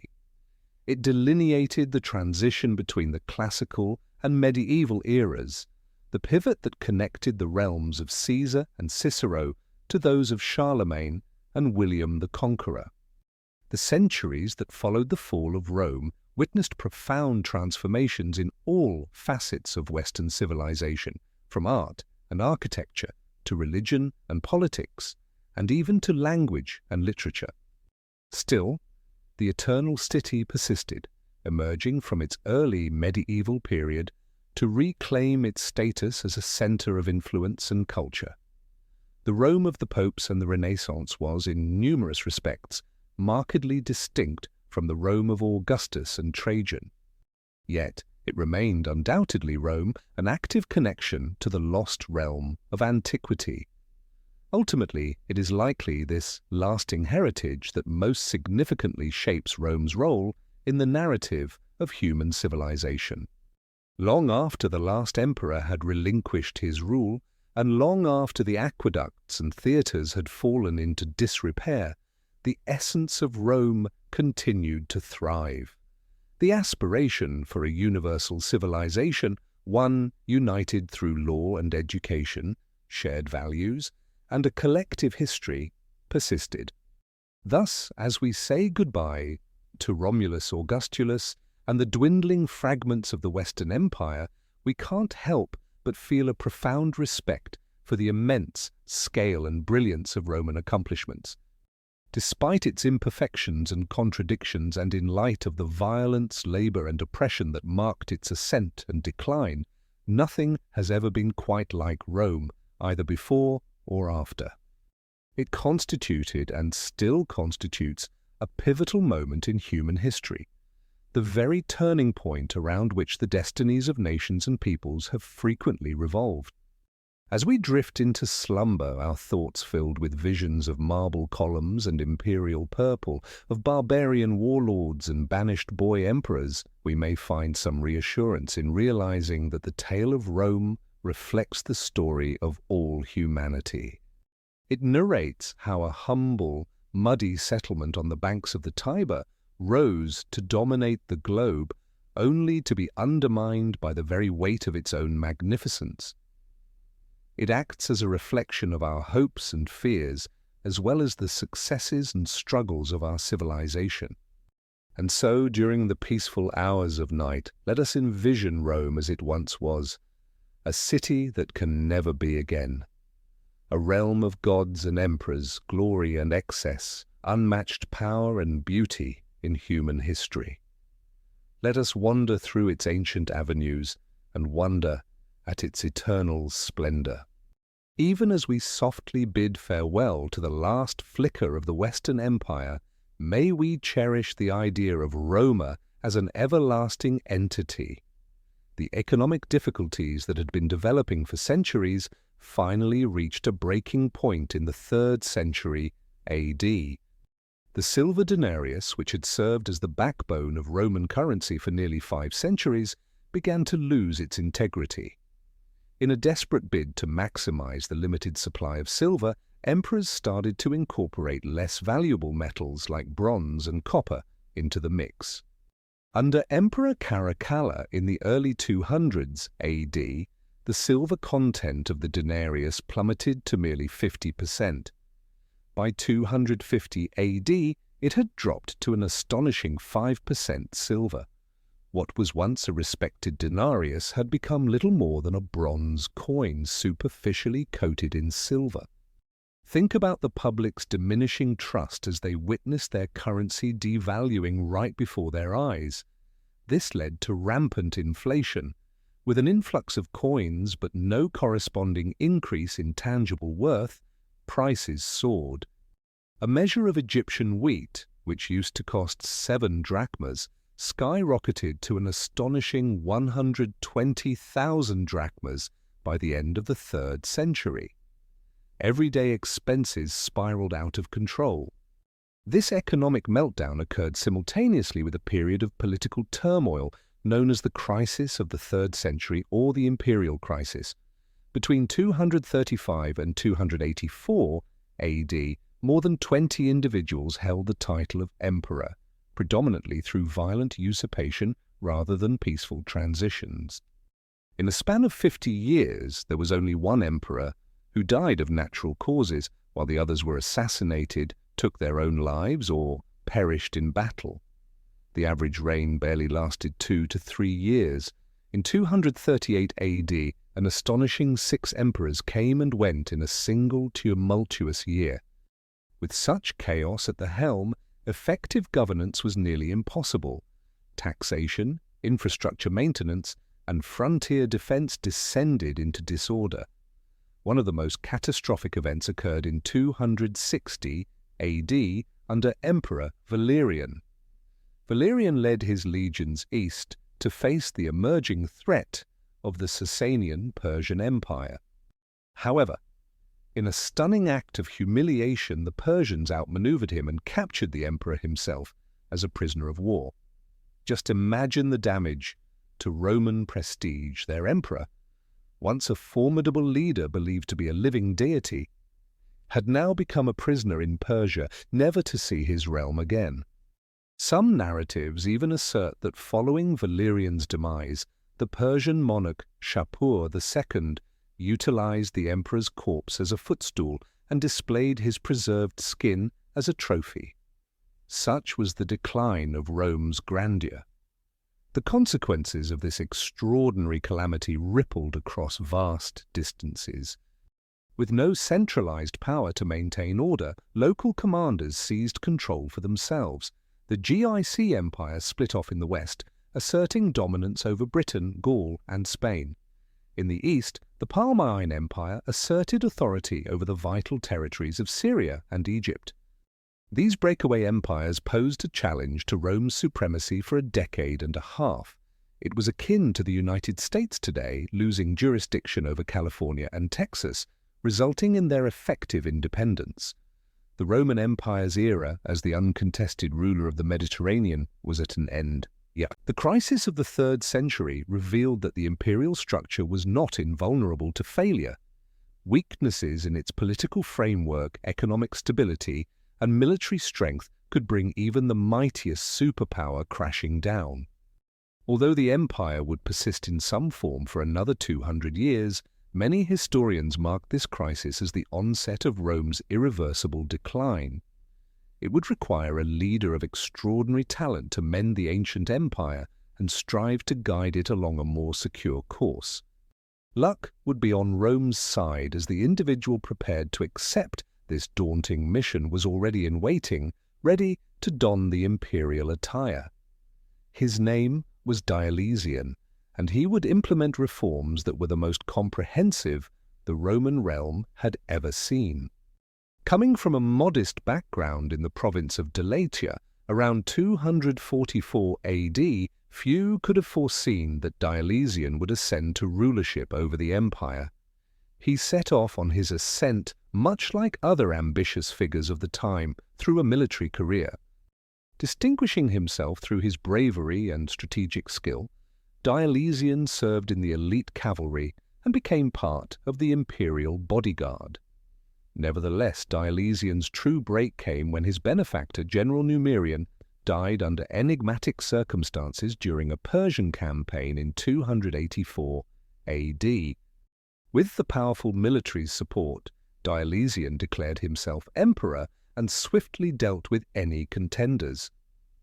At the age of 40, this former scribe had risen to dominate the Roman world. Diocletian wasted no time in putting his vision into action. Understanding that the empire had expanded to such a size that it was unwieldy for one individual to manage, he implemented a structure known as the tetrarchy, or rule of 4. The empire would be divided into eastern and western regions, each administered by a senior emperor called an Augustus, and a junior emperor referred to as a Caesar. The two Augusti, Diocletian in the east and Maximian in the west, would serve as co-emperors with equal authority. The two Caesars, Galerius and Constantius, would focus on military operations at the front and were intended to become the designated successors. Upon the retirement or death of an Augustus, the Caesars would ascend to their positions and appoint new Caesars beneath them. This orderly distribution of power and succession was designed to avert the destructive civil conflicts and power struggles that had plagued the past. To enhance administrative efficiency, Diocletian also increased the number of provinces from 50 to nearly 100, organizing them into 12 dioceses overseen by vicars. While this established a more complex bureaucracy, that could potentially slow decision-making, it also allowed the imperial government to penetrate local affairs more thoroughly than ever. Diocletian aimed to tackle the severe economic issues afflicting the empire as well.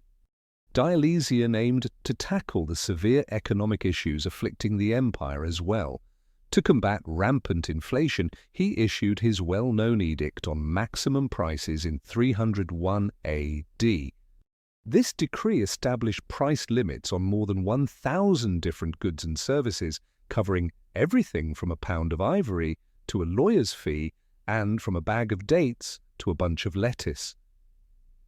Breaching these price regulations could lead to the death penalty. Yet, like numerous top-down pricing initiatives in history, this decree backfired dramatically. Merchants simply opted not to sell their products at the artificially low prices, resulting in extensive shortages. A flourishing black market arose to bypass these restrictions. Ultimately, the maximum price law was unenforceable and was generally disregarded following Diocletian's rule. One of the most notorious elements of Diocletian's governance was his fervent persecution of Christians. In contrast to the localized and sporadic persecutions of previous times, Diocletian launched an empire-wide campaign to eradicate Christianity, which he perceived as a significant threat to the traditional Roman religion and its values. In 303 AD, Diocletian commanded the obliteration of all Christian texts and places of worship. Christians were stripped of their rights and excluded from government positions. The following year, all citizens of the empire were mandated to publicly offer sacrifices to the Roman gods, or risk imprisonment, torture, and execution. Disturbing accounts surfaced of Christians being thrown to wild animals in arenas, burned alive, or worked to death in mines and quarries. The extent and intensity of this massive persecution were unparalleled. Yet, far from extinguishing this emerging faith, Diocletian's attempts only strengthened the determination of Christians and produced a new generation of martyrs. In a bitter twist of fate, just a few years later, Christianity would rise to become the favored religion of the empire under Constantine the Great. Diocletian's two-decade rule concluded with his voluntary resignation in 305 AD, making him the first Roman emperor to retire from office. He withdrew to his expansive fortified residence in his homeland of Dalmatia and took up gardening in his retirement years. Far removed from the power struggles of the imperial court, the carefully crafted tetrarchy soon began to disintegrate in Diocletian's absence. The well-ordered succession plan collapsed as the various co-emperors engaged in plotting and conflict amongst themselves. It seemed that Diocletian's efforts had been futile, leaving the empire condemned to spiral back into disorder and civil strife.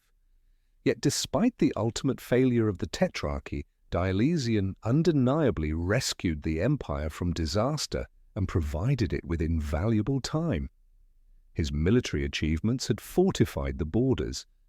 His reforms in administration had reinstated some degree of central authority. Even his unsuccessful economic strategies illustrated an emperor ready to take daring measures to tackle the empire's challenges. Most crucially, Diocletian redefined the emperor's role. No longer merely the first citizen bound by historical precedents, the emperor transformed into an absolute sovereign, unchallenged in his power, flamboyant in imperial purple, and adorned with a jeweled crown. His presence was revered, with each decree serving as law.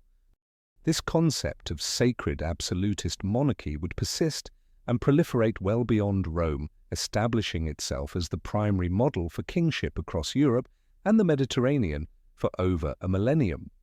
In this regard, even as the empire he ruled deteriorated, Diocletian's influence on the nature of leadership loomed large in the future. Yet despite his numerous achievements, Diocletian's reign also indicated a decisive turning point for the embattled empire. The era of growth and magnificence had passed. although the immediate crisis had been temporarily resolved, the underlying fissures in the structure could no longer be overlooked. An empire that once appeared eternal was now entering its decline. The daylight dimmed on the classic Rome of marble temples and victorious parades. However, as the dusk descended, a new Rome was emerging in the east, ready to carry forth the legacy of empire in the form of Christianity. As the 4th century dawned, the groundwork was laid for the emergence of Constantinople and the establishment of the Byzantine Empire. All it required was a visionary leader to chart the course ahead. With the Western Roman Empire nearing its end, the world experienced a seismic shift. The once grand empire that spanned from the foggy borders of Britannia to the arid sands of Syria was no longer in existence. In its wake, a fragmented collection of kingdoms arose, each one eager to seize a part of Rome's heritage. What then became of the Eastern Empire, the counterpart to Rome's erstwhile formidable rule? From his illustrious capital at Constantinople, Emperor Zeno gazed apprehensively toward the west. The eastern region had managed to endure the turmoil much more effectively than its counterpart. While the Huns and Goths threatened the gates, the walls of Constantinople remained resilient. The imperial structures, economy and military were largely intact. Nevertheless, Zeno was aware that he governed from a precarious position. The Eastern Empire, although it had survived, was irrevocably changed. The era of Roman legions marching forth to broaden the empire's territories had passed. Now the emphasis was on safeguarding what was left. The Eastern emperors began turning inwards, prioritizing court intrigues and theological disputes, while the external world continued to evolve. In numerous respects, the Eastern Empire had transformed into something distinct from the version established by Augustus centuries earlier. The common language had shifted to Greek rather than Latin. The imperial cult diminished as Christianity ascended to prominence. The once formidable Senate had been relegated to a mere rubber stamp. Yet the populace remained steadfast in their Roman identity. They referred to themselves as Romans, or Romeo, even as the years passed, and the ancient empire faded into memory. For more than a millennium, the Eastern Empire, which would come to be known as the Byzantine Empire by historians, persevered. It was a journey rich with both victories and losses, periods of prosperity and immense calamities. During the reign of Justinian the Great, the empire regained a fragment of its former Western splendor, stretching from the Ukrainian steppes to the shores of Tunisia. Yet these reconquests were short-lived, undone by overstretched resources and the relentless passage of time. The Byzantines confronted adversaries from all directions: Arabs, Persians, Slavs, Normans, and Turks. They captivated the world with the magnificence of the Hagia Sophia. Time after time, the empire hovered on the verge of annihilation, only to rediscover some hidden strength to endure. However, no empire, no matter how tenacious, can persist eternally. Dynasties emerged and faded: Macedonians, Komnoi, Palaiologoi, each unable to prevent the gradual decline of the empire. The Latin Crusaders plundered the city in 1204, delivering an unimaginable humiliation from pretended allies. The Ottoman Turks steadily eroded the empire's territory, reducing what was once a powerful realm to little more than Constantinople itself.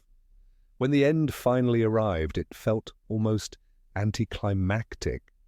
On May 29, 1453, following a lengthy siege, the Ottomans breached the city defences. The last emperor, Constantine XI, ripped the imperial insignia from his body and plunged into battle, never to be seen again. With that, the Roman dream was extinguished. The empire that had been home to Augustus, Trajan, Constantine, and Justinian had at last encountered an adversary it could not outlast. The narrative of Rome's fall is a story of human misjudgment and chance, filled with choices made and paths not taken. It serves as a poignant reminder that even the strongest of empires can erode over time. Even after centuries since Rome's collapse, its legacy lives on in our languages, laws, and our very perception of the world. The eternal city casts a lengthy shadow. As we conclude our exploration of the turbulent final centuries of Rome, I hope this journey through ancient history has been a thought-provoking guide to your path toward dreamland. If this glimpse into the past has sparked your interest, consider subscribing to our channel. There are countless more tales waiting to be unveiled together on this soft voyage through the ages. For now, though, gently close your eyes. Allow my voice to fade into the background and drift off into visions of emperors and legions, of a world that feels both bizarre and oddly familiar. Sweet dreams.